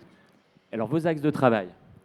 Alors, eh bien, du coup, ces différents leviers, chez Citeo, on a la volonté de pouvoir les amener par différents axes de travail. Un des premiers axes, ça sera l'impact par les tonnes. L'idée ici, c'est de travailler sur des projets qui vont engendrer de très grosses réductions en tonnage d'emballage, en travaillant par exemple sur des produits de très grande consommation. Le deuxième axe de travail, ça sera d'impacter par l'image. Ici, au-delà des tonnages engendrés, l'idée, c'est de donner d'exemples, d'inspirer, de pouvoir montrer en fait que c'est possible de réduire et de changer les habitudes. Un exemple clé, c'est par exemple la suppression pure et simple du tire-croc par Amora. Ensuite, une autre action, ça sera de connaître et de faire connaître. L'idée ici, c'est nous de continuer en fait à construire la connaissance qu'il y a autour de la réduction par le biais d'études ou autres pour pouvoir en restituer l'essence et les résultats. Et enfin, le dernier axe d'action, c'est en fait d'inciter à la réduction via un signal prix. L'idée, en fait, c'est vraiment d'améliorer la visibilité des actions réduction qui sont prioritaires par le biais des communications qui peuvent être renforcées. Vos actions passent par des groupes de travail sectoriels. Tout à fait, et c'est justement dans ces deux axes de travail en fait que prennent place les groupes d'action, de travail sectoriel dont a également un peu abordé Vincent tout à l'heure. Donc, un groupe de travail sectoriel, qu'est-ce que c'est ? Eh bien, c'est une démarche en fait assez récente chez Citeo qui a été lancée en fin d'année 2025. Et l'objectif, c'est de pouvoir permettre un rassemblement d'industriels qui sont engagés autour d'une thématique de réduction donnée pour pouvoir identifier ensemble les freins au développement de cette thématique et de trouver ensemble, collectivement, les solutions. L'idée, c'est effectivement de répondre en fait à cette crainte de si je suis seule en fait à lancer cette action de réduction, il y a un gros risque concurrentiel, je vais perdre des volumes. Donc l'idée ici, c'est de se rassembler et de trouver ensemble les solutions qui peuvent permettre d'avancer, accompagnées du coup par Citeo à côté. Alors comment ça se passe un groupe sectoriel de manière générale ? Eh bien, on va identifier une thématique qu'on va ensuite venir challenger avec des entretiens clients et avec des échanges avec les parties prenantes pertinentes, comme les fédérations par exemple. Ensuite, on va formaliser du coup le sujet, on va monter une équipe projet interne et on va commencer le recrutement avec d'autres entreprises du coup, qui pourraient être intéressées par le sujet.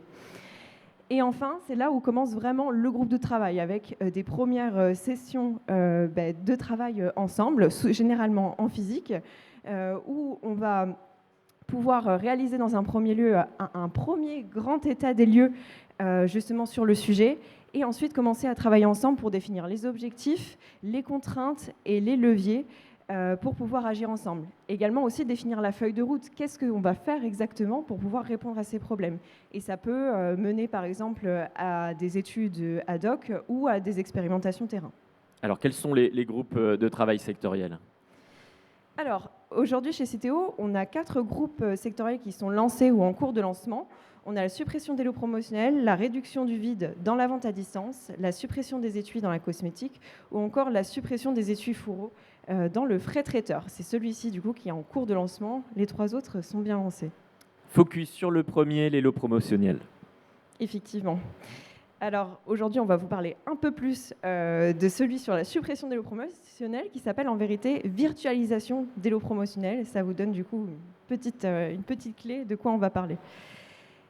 L'objectif de ce groupe de travail, c'est qu'à long terme, les lots promotionnels se généralisent et s'imposent comme une alternative crédible aux lots physiques dans les stratégies commerciales, tout en permettant de répondre aux objectifs réglementaires.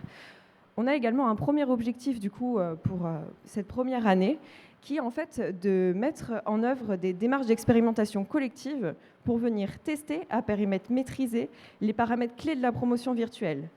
L'objectif également est de produire du coup des enseignements qui seront objectivés, comparables et exploitables, et ainsi réduire l'incertitude pour les acteurs sans pour autant venir perturber les équilibres commerciaux qui peuvent exister entre les industriels et les distributeurs par exemple. Et comment on fait ça ? Eh bien justement avec ce groupe d'acteurs volontaires qui sont des enseignes, des industriels, mais aussi des partenaires, dont les pratiques justement de la promo virtuelle sont diverses. Et c'est ça qui fait également la richesse de ce groupe de travail. L'idée ici, ça va être vraiment de partager les enjeux, les freins et les opportunités pour aider à la virtualisation des lots. Alors, quels sont les membres du groupe ? Alors déjà, effectivement, c'est un groupe de travail qu'on mène en partenariat avec la Coalition pour l'économie circulaire des emballages plastiques, qui est l'ex-pacte national pour la réduction des emballages plastiques, si vous le connaissez. Et on est une vingtaine en fait, d'industriels et de distributeurs, et des industriels qui sont producteurs de MDD et ou de marques nationales. Alors concrètement, qu'est-ce qui a été fait et qu'est-ce que vous faites ? Alors, jusqu'à aujourd'hui, donc, on a lancé officiellement le groupe de travail en fin novembre 2025 avec une réunion où on a pu restituer en fait, les entretiens qu'on avait fait au préalable du coup, pendant les mois précédents. L'idée, c'était vraiment de faire justement ce premier état des lieux de quels sont les freins à la virtualisation? Pourquoi aujourd'hui, ce n'est pas déjà la pratique qui est la plus généralisée? Et ensuite, on a mené un atelier collectif pour travailler sur le parcours client idéal, qui est en fait un des éléments clés justement sur la virtualisation des lots promotionnels. Est-ce que le consommateur va bien comprendre la promo? Est-ce qu'il va comprendre les produits qui vont être en panachage? Est-ce que ça va bien passer en caisse, etc. Ensuite, on a pu faire un deuxième atelier qui s'est déroulé fin janvier, dans lequel on a pu travailler sur différents scénarios d'expérimentation. Le but était ici de justement trouver les meilleures manières de venir tester les paramètres qui viendraient améliorer la performance des lots promotionnels, parce qu'on sait qu'aujourd'hui, c'est ça qui bloque, leur performance par rapport aux lots physiques. Et donc là, aujourd'hui, on va arriver bientôt au troisième atelier, où on souhaite du coup présenter en détail le cahier des charges d'un appel à projet qu'on va lancer spécifiquement pour ce groupe de travail. Donc l'objectif ici, ça sera de venir cofinancer en fait ces expérimentations à hauteur de 50% pour justement venir tester ces paramètres, comme on le disait. Si jamais c'est des choses qui vous intéressent et que vous ne faites pas partie de ce groupe de travail, l'appel à projet sera ouvert à tous. On va l'ouvrir à partir de mai et les candidatures sont ouvertes jusqu'à septembre. Mais par contre, il faudra in fine rejoindre quand même le groupe de travail parce que l'objectif, c'est de pouvoir partager la connaissance et faire justement ce collectif. Ouais, exactement, c'est une démarche collective, une démarche dans laquelle est engagée Nestlé. Constance, vous allez pouvoir partager votre retour d'expérience. Tout d'abord, pourquoi s'engager? En quoi ça correspond aux objectifs de Nestlé? Bonjour à tous. Effectivement, chez Nestlé, on a un objectif global qui est d'atteindre le net émission de gaz à effet de serre d'ici 2050 avec une trajectoire intermédiaire ambitieuse. Côté packaging, pour limiter les impacts environnementaux, on a donné la priorité aux 3 R qui ont été cités précédemment. Donc réduire, réemployer et recycler. Et sur donc, le pilier de la réduction, nous, on a une démarche qui s'inscrit dans le fit for purpose. Donc le but, c'est vraiment de trouver le juste emballage pour sa juste utilisation. Et donc intégrer ce groupe de travail répond bien à cet enjeu qu'on s'est fixé. La virtualisation des lots promotionnels, c'est un sujet qui fait partie de ce que vous avez dans le viseur actuellement. Oui, alors c'est déjà quelque chose qu'on pratique depuis plusieurs années, que ce soit en magasin et en e-commerce, en ligne. Et parce que c'est une offre qui répond concrètement à la suppression des suremballages.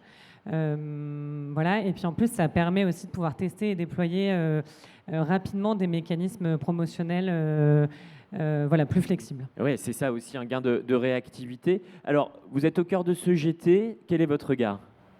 Alors aujourd'hui, nous, en tout cas, chez Nestlé, on a identifié des avantages en interne. Ça permet notamment de simplifier le process, puisqu'on n'a pas besoin d'avoir d'étapes additionnelles, de prestations additionnelles pour créer ces lots. Ça permet aussi donc, de réduire le packaging et de ne plus avoir de packaging spécifique pour ces lots, puisqu'il s'agit des mêmes emballages que ceux des fonds de rayon. Et puis, on n'a pas de changement de haine, donc il n'y a pas d'ajustement d'outils industriels ou informatiques à prévoir. Et pour nos catégories, donc pour nos marques, ça permet quand même de la flexibilité et donc que chaque équipe puisse construire sa promotion aussi en fonction des produits disponibles dans les magasins. Et oui. Voilà. Et on a aussi identifié des avantages pour pour les distributeurs, puisque les commandes sont identiques entre les promotions et les fonds de rayon. Vu qu'il y a l'absence de haine, une fois que la promotion est terminée, ça permet de remettre en linéaire, donc en fond de rayon, nos produits, sans qu'il y ait de retour dans nos entrepôts ou de destruction. Et puis, une meilleure gestion des stocks de tous les côtés. Oui, on voit de fortes convictions. C'est effectivement un axe clé pour Nestlé d'aller plus en avant sur la virtualisation des lots promotionnels. Et au fond, ma question, c'est de dire pourquoi jouer collectif? Pourquoi ce groupe de travail? Qu'est-ce que vous en retirez? Et ben aujourd'hui, en fait, on fait quand même le constat que malgré tous les avantages que j'ai cités précédemment, il y a encore quelques zones d'ombre, notamment sur le côté différenciant pour les marques. Nos packaging, enfin nos promotions sont du coup moins visibles puisqu'on n'a pas de packaging dédié avec voilà, des gros bandeaux montrant les promotions. Donc l'impact est vraiment visuel et réduit en magasin et on s'en rend compte. Et puis on sait que le consommateur aujourd'hui est saturé d'informations de PLV en magasin et donc justement, encore une fois, le risque c'est que la promotion soit moins visible. Donc avec le fait de pouvoir mutualiser aussi, on a pu travailler ensemble sur identifier quels étaient chacun les axes de travail et ce qu'on voulait améliorer, de pouvoir travailler donc collectivement, de cartographier les enjeux, les solutions pour pouvoir essayer de mutualiser et de travailler ensemble. Ce qui est intéressant dans ce groupe de travail, c'est qu'on a vraiment orienté les travaux et on a décidé collectivement les sujets qu'on voulait aborder. Et notamment, Lola en a parlé, mais tout ce qui est adapté, les supports de communication, c'est essentiel et c'est clé pour que les promotions soient visibles et bien comprises par nos consommateurs. Et puis pour pouvoir aussi optimiser le parcours client dans le magasin. Et surtout aussi, ce qui est important pour nous derrière, c'est de pouvoir mesurer, parce qu'aujourd'hui, on n'a pas tellement pu encore mesurer la différence entre l'impact de nos promotions virtuelles versus les promotions en lot physique. Donc l'idée aussi de ce GT, ça serait de pouvoir justement avoir accès à de la data. Eh oui, alors ce GT, déjà 2 ateliers, Lola, vous en avez fait part tout à l'heure. Est-ce qu'on peut d'ores et déjà partager quelques enseignements ? Alors oui, tout à fait. Eh bien déjà, c'est que le lot virtuel, ça fonctionne, mais ça ne fonctionne pas partout. En fait, on voit aujourd'hui que c'est un levier crédible de réduction. C'est justement ce que disait Constance tout à l'heure. Ça permet de lutter contre le suremballage. Et aujourd'hui, c'est bien ciblé par la réglementation, notamment une nouvelle fois par PPWR qui les cible directement. Une des premières préoccupations, c'est effectivement ce risque de perte de volume par rapport à un concurrent qui aurait gardé le lot physique, etc. Donc ça, c'est vraiment un des enjeux clés qu'il faut adresser. Il y a aussi un élément, c'est qu'il y a une forte hétérogénéité entre les secteurs. On ne va pas avoir les mêmes leviers d'action si on est un produit frais qui est enfermé dans un frigo plutôt qu'un paquet justement en épicerie qui sera beaucoup plus libre dans un rayon. Et ensuite, il y a aussi la réalité des relations commerciales entre les distributeurs et les industriels qu'il faut prendre en compte, même si aujourd'hui, c'est des axes d'action sur lesquels on ne peut pas aller par rapport aux droits de la concurrence, mais c'est un contexte qu'on doit bien garder en tête. On a une mise en œuvre aussi qui est bien déterminante. Comme on le disait, le parcours client ici sera clé. Il faut pouvoir vraiment qu'ils comprennent ce qu'est la promotion et que ça devienne vraiment quelque chose de facile, de simple, de fluide. Et c'est des choses sur lesquelles on peut travailler à la fois en amont du magasin, en magasin et en caisse. Ensuite, on était tous d'accord pour dire que expérimenter vraiment la promo virtuelle et faire varier des paramètres, c'était un élément essentiel. Et il fallait qu'on puisse mettre en œuvre ensemble différentes expérimentations, qu'on puisse comparer entre elles aussi pour qu'on puisse tirer des enseignements génériques qui puissent servir à tout le monde. Donc aujourd'hui, c'est vraiment ce besoin de co-construire les expérimentations et c'est pour ça justement qu'on a construit cet appel à projet où on peut avoir ce cadre général et ce partage général en prenant du coup en compte les différents niveaux de maturité. C'est un peu justement les différents scénarios dont je vous ai abordé rapidement tout à l'heure, mais c'est que pour chacun puisse venir tester la promo virtuelle en fonction de ce qu'il connaît déjà et ce qu'il a envie de voir sur ses produits. Sans du coup remettre en cause effectivement la dynamique commerciale qui existe déjà. Constance, ces enseignements, je sais que vous les partagez, évidemment, vous êtes au cœur de ce groupe de travail. Est-ce qu'il y a d'autres axes d'avancée sur l'enjeu de la réduction ? Oui, alors je vous ai sorti des petits échantillons. Effectivement, nous, on travaille sur les lots pour les promotions, mais on travaille aussi sur nos emballages de regroupement en fond de rayon. Et on a en 2025, donc l'année dernière, postulé candidaté pour l'appel à projet réduction de Citeo et on a été lauréat. Donc on a la chance de pouvoir travailler sur justement le regroupement, donc la suppression de ce film de regroupement plastique pour trouver une alternative sans plastique. On sait qu'aujourd'hui, c'est clé d'avoir l'adhésion du consommateur. Ce que Citeo va nous permettre de pouvoir, Citeo va nous permettre de pouvoir financer la moitié des études consommateurs qu'on va mener, que ce soit des études qualitatives et quantitatives, puis après avec une analyse de cycle de vie, pour pouvoir mesurer l'impact des nouvelles solutions qu'on a identifiées avant de vraiment investir financièrement dans nos usines et humainement aussi. Ouais. Et ici, on a un projet qui a été plus avancé, qui a été réalisé. Donc en 2020, on a remporté le prix client du Circular Challenge de Citeo. Donc ça remonte à il y a quelques années, qui nous avait permis de travailler sur lors d'un do-tank sur justement la suppression de ces lots de tablettes Nestlé Dessert. Donc on a des lots par 2, 3, 4, 5. Et donc, ça avait initié une dynamique. Et derrière, on a travaillé, donc à la suite de ce do-tank, on avait identifié plusieurs solutions. On a travaillé avec nos équipes R&D et après à l'industrialisation.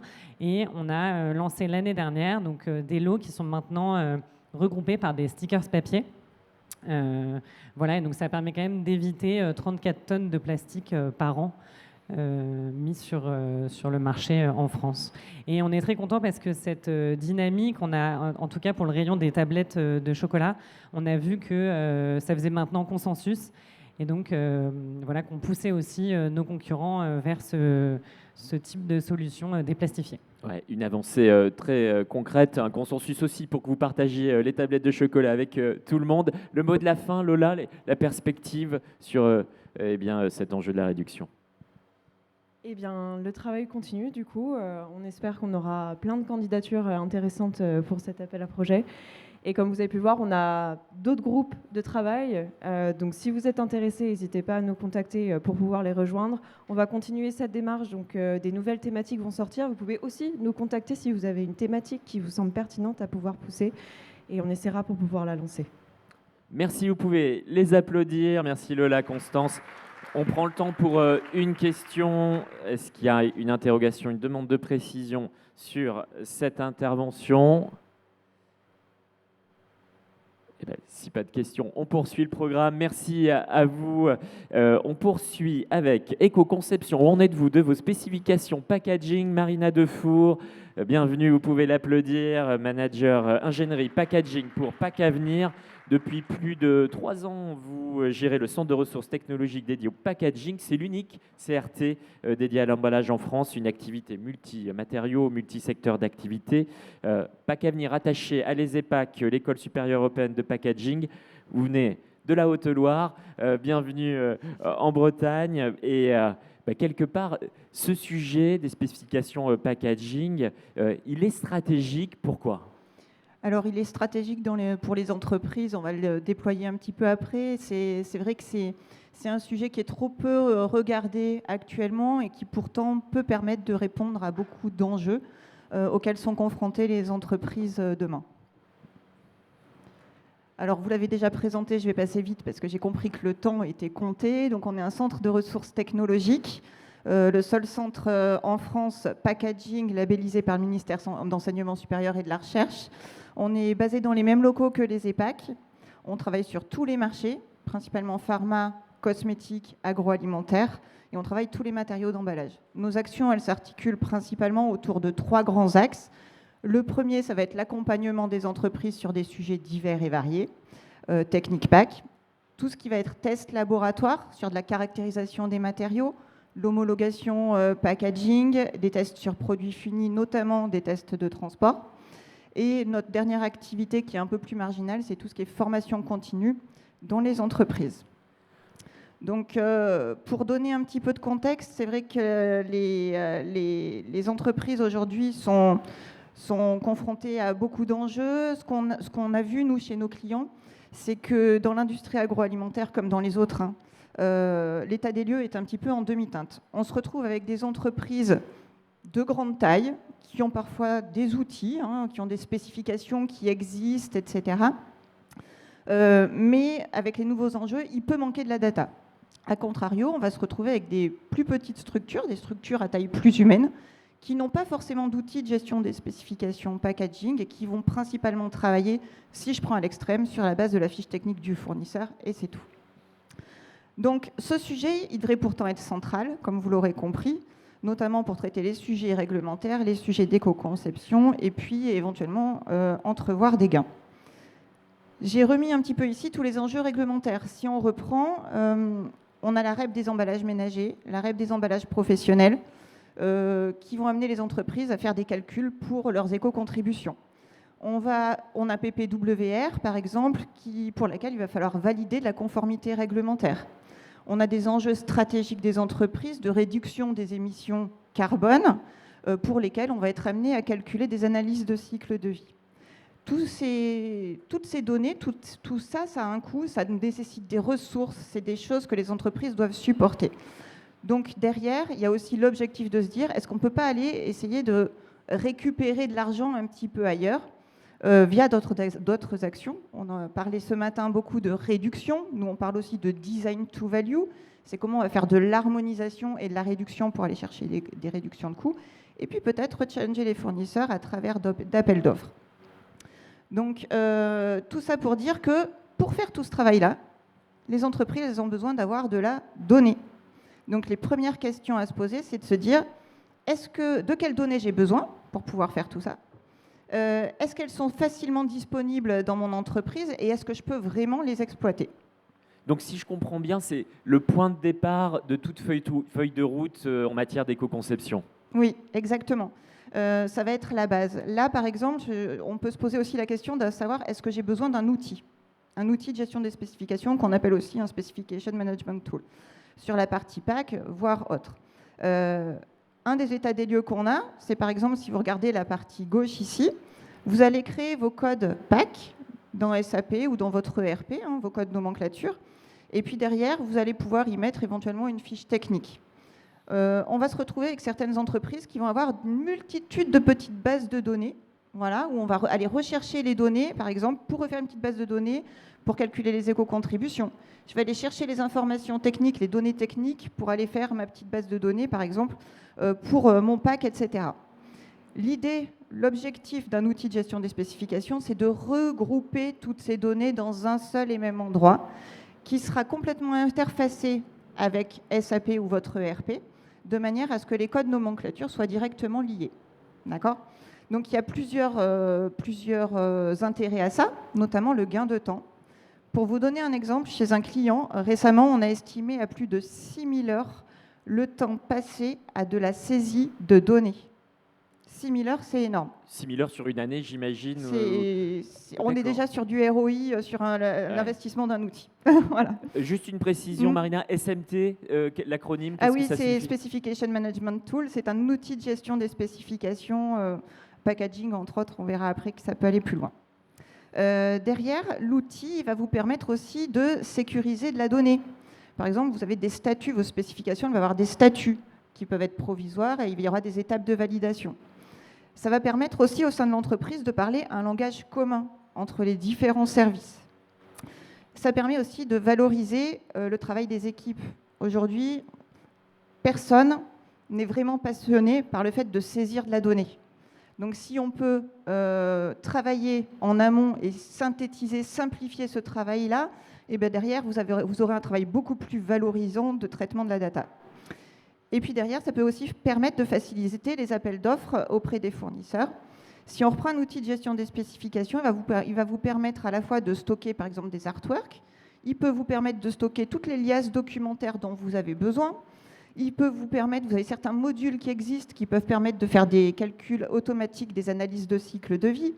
Vous pouvez faire des extractions ciblées, vous avez des dashboards pour piloter vos activités et vous avez la possibilité aussi d'ouvrir des espaces pour lancer des appels d'offres, c'est-à-dire ouvrir une spec et lancer une appel d'offres à travers une spec où les fournisseurs peuvent se connecter pour aller chercher l'information. Voilà. Donc, tout ça fait que on peut aller chercher du ROI grâce parfois à un outil pour lequel il faudra investir au départ. À noter que certains outils proposent aussi des PLM, donc tout ce qui va être management de projet en parallèle. Alors, si Je vais essayer de faire en sorte que ma feuille ne s'envole Oui, pas. c'est ça. On a une climatisation assez puissante. C'est ça. Alors, qui est impacté? Alors, qui est impacté? Aujourd'hui, qui est impacté? Ce sont tous les services des entreprises. Le réglementaire, par exemple, parce qu'ils vont avoir besoin d'avoir accès aux liasses documentaires pour valider la conformité des PAC. Vous allez avoir les achats. Quand ils vont vouloir lancer des appels d'offres, ils auront accès aux spécifications. La qualité, parce que la qualité, dans le cadre de l'homologation packaging ou dans le cadre des contrôles réception, si on veut mettre en place des choses, eh ben, ils peuvent avoir accès directement dans les spécifications à des panoplies de défaut, à des triptyques de teinte, etc. Les services packaging, on en a beaucoup parlé ce matin. Il y a des sujets en lien avec la réglementation. On a parlé de recyclabilité. Moi, j'ai le cas régulièrement chez des clients qui viennent me voir et qui me disent « Ok, je suis sur un complexe, je veux passer sur du monomatériau, j'aimerais être conforme réglementairement parlant. » Une des premières questions que je leur pose, vous avez besoin de quoi comme propriété barrière? Voilà. Donc déjà, est-ce que la donnée est disponible? Donc ils vont chercher dans la fiche technique fournisseur. Mais après, on peut se poser la question, est-ce que c'est ce dont vous avez vraiment besoin? Est-ce que vous n'êtes pas en surprotection finalement de vos produits? Et pour travailler tous les sujets en lien avec les enjeux réglementaires, il est très important de maîtriser la donnée dont vous avez besoin. Le packaging aussi, il va y avoir toute la partie documentation technique qui vont permettre de valider vos déclarations de conformité réglementaire, où là, ça peut avoir du sens justement d'avoir toute la donnée disponible. Et puis ça va permettre aussi de travailler toutes les optimisations, réductions dont on a parlé juste avant. La R&D est aussi intéressée par ces sujets de spécification. Il faut savoir que les outils de gestion des spécifications, aujourd'hui on parle de packaging, mais ils peuvent intégrer aussi toute la partie ingrédients, c'est-à-dire vous pouvez avoir dans un seul et même outil toutes les spécifications de vos ingrédients, toutes les spécifications de vos packaging et toutes les spécifications de vos produits finis. On se rapproche du PIM, pardon pour l'acronyme, mais des systèmes de gestion d'information du produit. Complètement. Et en fait, finalement, ça devient des cartes d'identité de vos produits.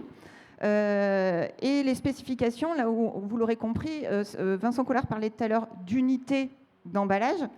Et bien, finalement, une spécification, ça va être un composant d'un emballage. Mais pour valider ma conformité réglementaire, il va falloir que je raccroche tout ça à une unité d'emballage. Et donc, les outils vont vous permettre de travailler tous ces sujets. La sustainability, bah forcément, sur notamment tout ce qui va être calcul des ACV. Et puis, la production, parfois, sur des données qui peuvent être sur des notions d'assemblage, de couple de vissage, etc., etc. Bref, tout le monde va parler un langage commun, donc là c'est ce qu'on disait aussi, hein, voilà, le jargon interne, les unités de mesure, on va vraiment parler des mêmes choses. Et du coup, ce qu'on fait, nous, quand on travaille ces sujets-là avec les clients, pour être sûr d'avoir toutes les données nécessaires, nous, on a des templates qu'on a créés par famille d'emballage où on a déjà identifié toutes les données nécessaires. Par contre, on va questionner les différents services pour vraiment savoir, eux, de quoi ils ont besoin pour ajuster finalement le cahier des charges aux clients. Ouais, vous avez votre expertise avec une trame qui permet de gagner du temps, mais il faut la confronter évidemment. Il faut le confronter. Chaque entreprise a ses spécificités. Donc on ne peut pas faire des choses uniques tout le temps. Sur les données emballage, par exemple, on va travailler avec eux sur des masques, voilà, ce qu'on va appeler des masques, qui vont être des grandes parties dans les spécifications. Et puis derrière, on va avoir ce qu'on appelle les attributs, qui vont être les critères à évaluer. Tout ça, on va le définir avec les clients, mais finalement, tous ces attributs seront extrêmement importants parce que vont correspondre à ces attributs des valeurs qui seront les données à traiter a posteriori. Un exemple d'attribut qu'on comprenne bien. Par exemple, un attribut, vous pouvez avoir dans un masque où vous allez avoir toutes les données techniques. Ça peut être le poids d'un emballage, la décomposition des matériaux, le poids par matériau, tout ce qui vous servira demain pour faire vos conformités réglementaires. Donc on résume à ce stade de votre intervention les intérêts d'utiliser une telle base de données. Alors, ils sont multiples, hein, comme vous l'aurez compris. Parler un langage commun dans l'entreprise. Vraiment anticiper les enjeux de demain à travers la donnée.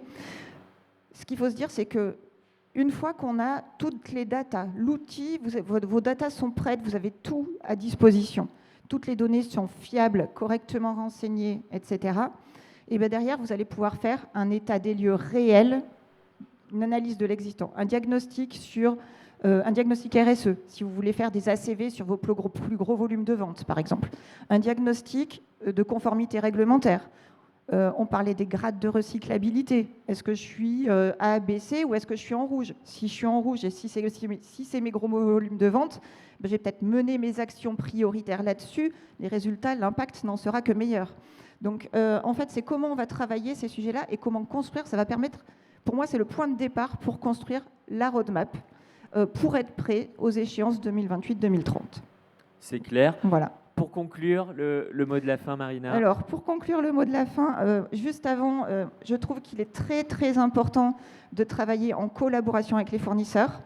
On a vu que ce qui marchait, c'était justement, plutôt que de demander au cas par cas, j'ai besoin de ça, j'ai besoin de ça, j'ai besoin de ça, aux fournisseurs, on n'a souvent pas de retour. Alors que si on se met autour d'une table, qu'on échange, qu'on définit les besoins, le fournisseur peut exprimer ce qu'il est capable de faire aussi, on avance beaucoup mieux.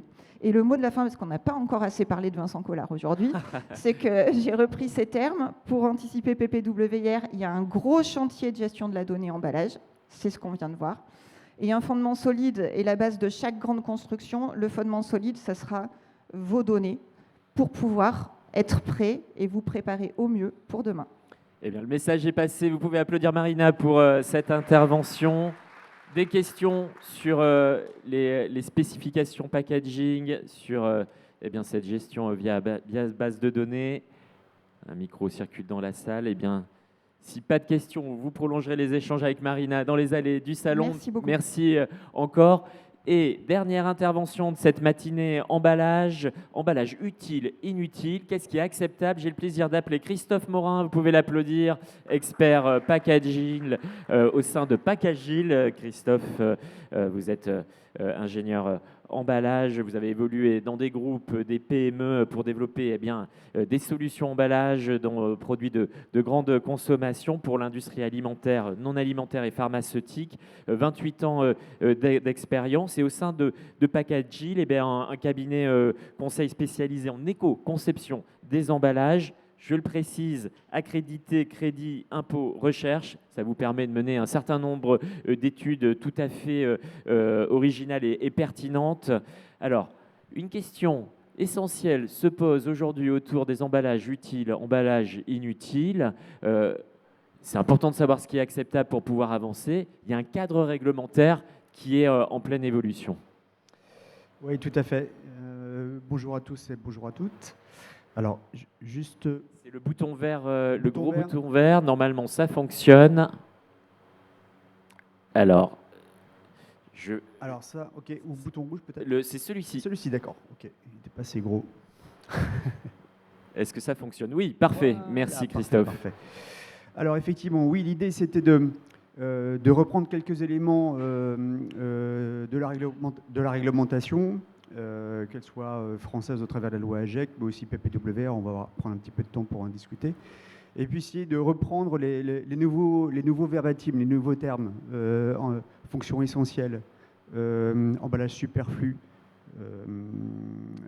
voilà, emballage surdimensionné, etc., pour essayer de le traduire en cas concret sur le terrain. Voilà, c'est un petit exemple.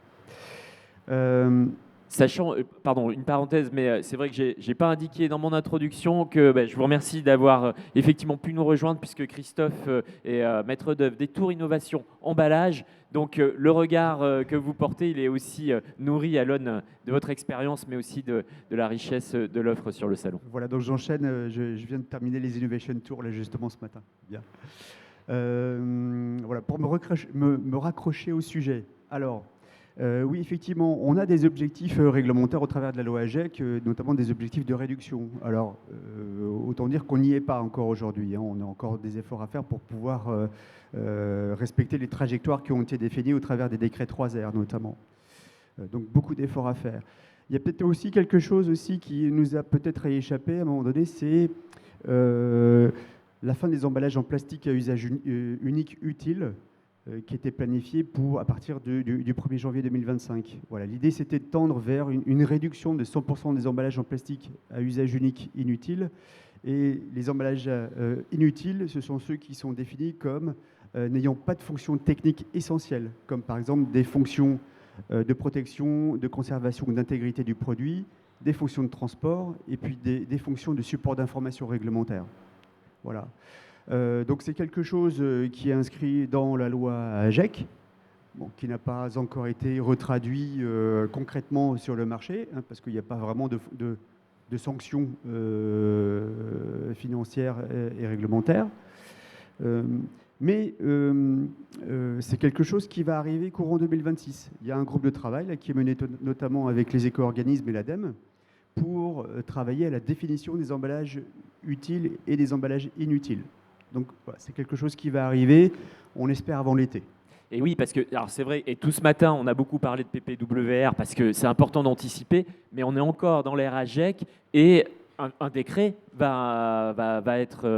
est attendu pour la dernière période jusqu'à 2030. Donc on ne sait pas encore ce qui sera dedans, mais peut-être ce sujet. Voilà, c'est ça. Alors sur la définition des emballages utiles, inutiles, il y a PPWR, on va voir juste après, oui. slide après, qui va en remettre des exigences supplémentaires. Et on attend les actes délégués hein, pour qu'ils vont notamment préciser c'est quoi les masses maximum acceptables, c'est quoi un taux de vide maximum acceptable, quelles sont les fonctions acceptables, voilà, et notamment donner des chiffres pour pouvoir, et des modalités de calcul pour définir les taux de vide acceptables. Voilà, donc ça je prends un petit peu d'avance sur la slide suivante, mais c'est quelque chose qui va arriver et qui va rapidement se concrétiser, on pense, avant l'été.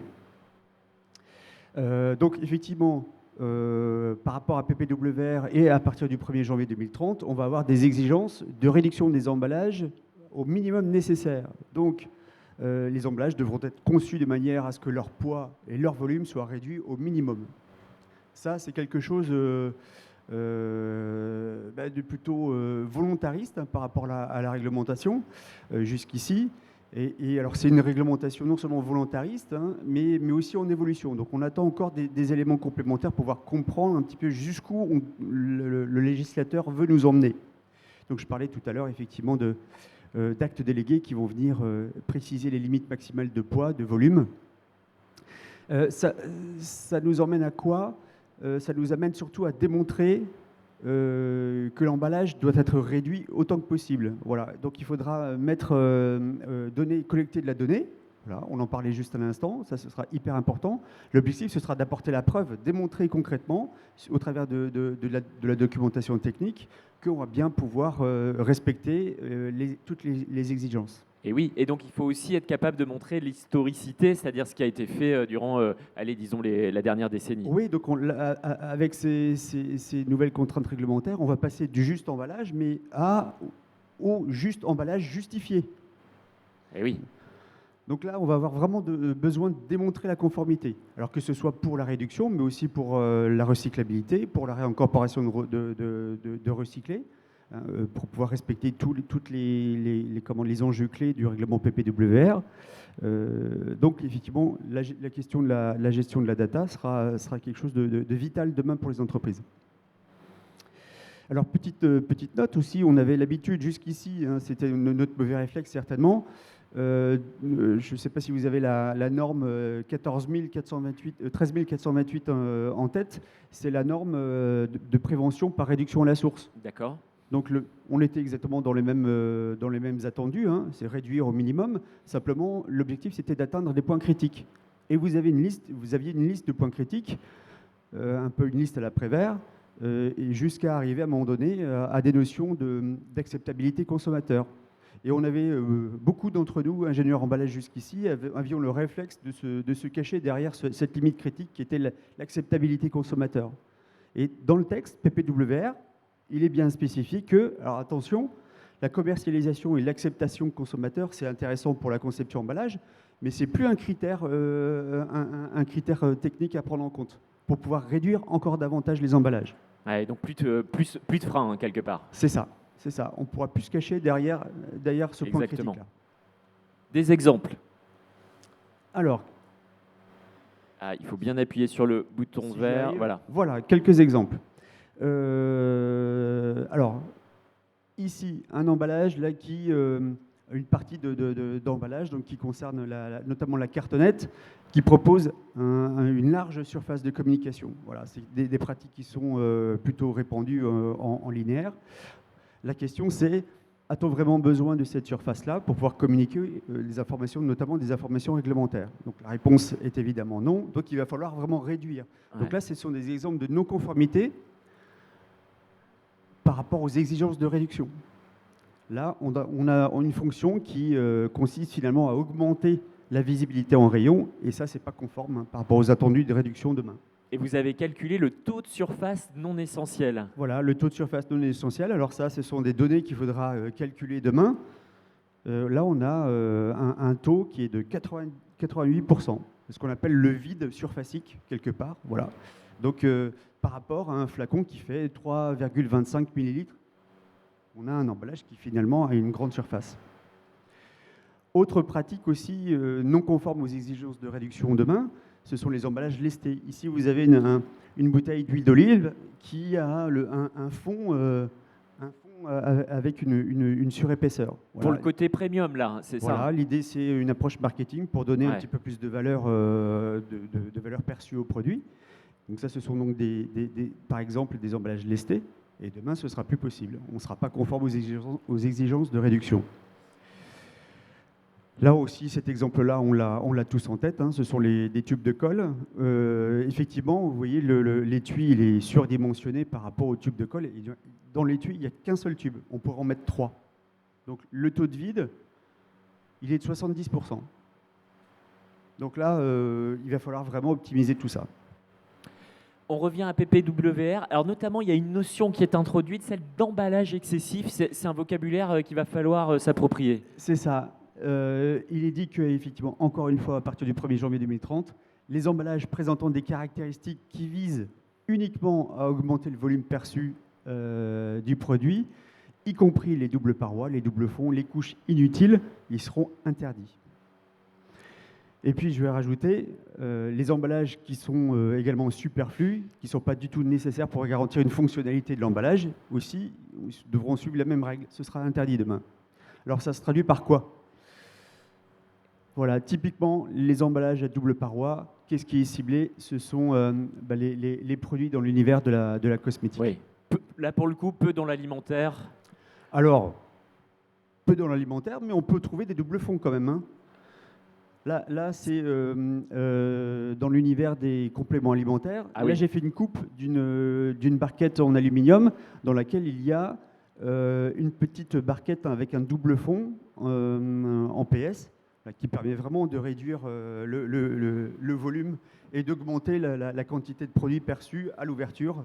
Donc ça, demain, c'est typiquement un exemple de double fond. Ces pratiques-là seront interdites. Double fond et puis les fonds bombés. C'est ça. Là, pour revenir sur un cas concret dans notre univers de l'agroalimentaire, typiquement les pots de rillettes avec un double fond et puis un fond bombé qui, demain, n'aura plus de raison d'être. Là, on est vraiment sur une augmentation du volume perçu et sans réelle fonctionnalité particulière. Voilà, donc demain, des fonds plats et que des fonds plats. D'autres exemples là, de couches inutiles. Alors, ici encore dans l'univers de la cosmétique, vous avez ici un film de suremballage. Là-haut, un premier étui. Ici, un deuxième étui. Un élément de calage et enfin, le pot. Waouh!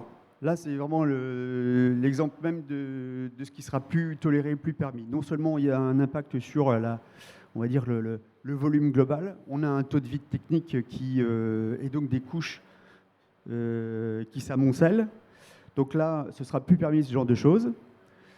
Un autre exemple dans notre univers de l'agroalimentaire, ici, un sachet de viande sous vide qui est lui-même replacé dans une barquette filmée qui n'apporte absolument aucune protection sanitaire du produit. Là, c'est la GMS, hein, peut-être, qui a Là, c'est la reconditionné. GMS. Donc, effectivement, ce genre de pratique, demain, ce sera terminé. Et puis, un exemple là qu'on a souligné et largement mis en avant en 2025, hein, c'est notamment Le Sieur, hein, entre autres, qui a décidé de supprimer son étui carton. Et oui, donc dans la logique, C'est très intéressant. Et puis même, je dirais, c'est tout à fait pertinent parce que la surface de communication nécessaire, elle est largement disponible sur le tube et le tube seul. Donc l'étui en tant que tel n'apporte pas de réelle fonction complémentaire. Donc par la logique, on dit que l'étui, c'est une fonction dite redondante. Eh oui, effectivement, je comprends. Donc l'idée, c'est de la supprimer. Et puis, alors c'est à saluer parce que ça, quand même, c'est un effort d'investissement pour le sieur. C'était de la recherche. Et puis, comme on l'a dit tout à l'heure, d'être seul, c'est parfois discriminant hein, vis-à-vis de la concurrence. C'est souvent des sujets sur lesquels c'est intéressant d'avancer collectivement. Voilà, c'est ça. Donc, il y a plusieurs offres aussi qui ont, notamment les marques de distributeurs qui ont emboîté le pas. Qui ont emboîté le pas, voilà. Reste encore quelques marques phares qui sont un peu en retard sur ce sujet-là. Bon, donc on peut que les encourager à continuer dans cette démarche-là. D'autres emballages superflus à éliminer? Voilà, là les emballages superflus. Alors là par exemple, hein, vous avez une petite coiffe hein, en papier carton avec un élastique autour. Bon, bah là qui n'apporte absolument aucune fonction essentielle ni de protection. Éventuellement, c'est là pour pouvoir donner on va dire une fonction marketing, un côté marketing, un côté un peu traditionnel. Oui, c'est ça. Voilà, donc qui n'aura plus de raison d'être demain. Ici, un opercule sur la canette. L'objectif, c'est de pouvoir permettre de la propreté sur le buvant à l'ouverture de la canette. Mais voilà, c'est vraiment en écart avec le marché, ce genre de pratique. Hein. Donc, on a bien en tête que ce n'est pas forcément nécessaire. Et donc, si éventuellement c'est sale, parce qu'il y a un petit peu de poussière, ce qu'on peut concevoir, hein, tout à fait, bah, écoutez, on essuie et puis ça va bien comme ça, quoi. C'est clair. Voilà. Donc, on n'a pas besoin de mettre des tonnes et des tonnes d'opercules aluminium sur le marché pour pouvoir apporter une fonction qui est, somme toute, reste superflue. On revient à la réglementation, Christophe PPW, autour de la notion de taux de vide.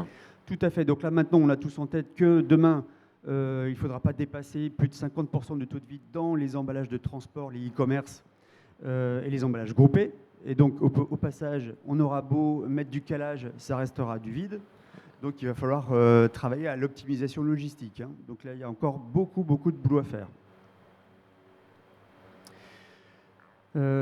Encore une fois, oui, l'article 2024 des obligations relatives aux emballages excessifs.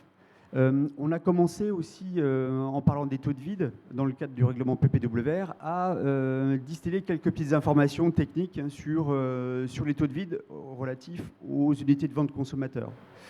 Alors, on donne quelques notions sur les taux de vide, les modalités de mesure. Là, par exemple, j'ai en tête pour les produits pulvérulents, il faudra mesurer le taux de vide à la sortie de la machine. Voilà. Les atmosphères modifiées protectrices ne seront pas considérées comme un espace vide. Voilà, quelques petites données clés. Mais ça sous-entend qu'on va avoir des précisions assez draconiennes hein, sur les unités de vente consommateurs, hein, sur les emballages de consommateurs. Ah oui. Voilà, notamment des données sur les taux de vide acceptables, les surfaces non essentielles maximum, les masses, etc. Donc, moi, je vous invite vraiment, effectivement, à gagner en connaissance, à bien maîtriser les masses de vos emballages, faire des calculs sur les taux de vide. Alors après, c'est des calculs simples. Hein. On prend par exemple le volume du parallélépipède du produit. On connaît à peu près les dimensions, enfin on connaît très bien normalement les dimensions de ces emballages. C'est relativement simple déjà d'anticiper sur un calcul théorique. En tout cas, la donnée elle est facile à collecter, même si effectivement il y a toujours beaucoup plus de complexité dans les entreprises. Ça reste accessible. Christophe, il va nous rester 2 minutes. Ouais, les taux de surface non essentiels. Donc voilà, c'est hyper important de pouvoir commencer à anticiper la collecte de ces données-là. Quelques exemples rapidement. Oui, quelques exemples pour vous aider aussi à réfléchir hein, sur là où vous en êtes, hein, puis déclencher un éventuel état des lieux. Ici, sur des sachets comme ça, on a un taux de vide de 40% des cacahuètes sous vide. Là, on est dans le rayon surgelé, les escaliers de Bourgogne. Donc, on a un taux de vide de 45%. Là-bas, c'est des noix de cajou, 54%. Voilà, alors des chiffres que vous pouvez prétendre afficher aujourd'hui parce que vous êtes spécialisé notamment hein, dans l'étude de ces taux de vide. Oui, effectivement, on a eu la chance de pouvoir faire une étude sur plus de 19 marchés et de mesurer les taux de vide. pour aider Citeo à, on va dire à collecter de l'information sur différents marchés. Allez, on Donc, termine. Alors, comment vous situez et qu'est-ce que vous pensez de ces taux de vide en tant que consommateur? Est-ce qu'effectivement, si on a un 50% de taux de vide, c'est acceptable en tant que consommateur?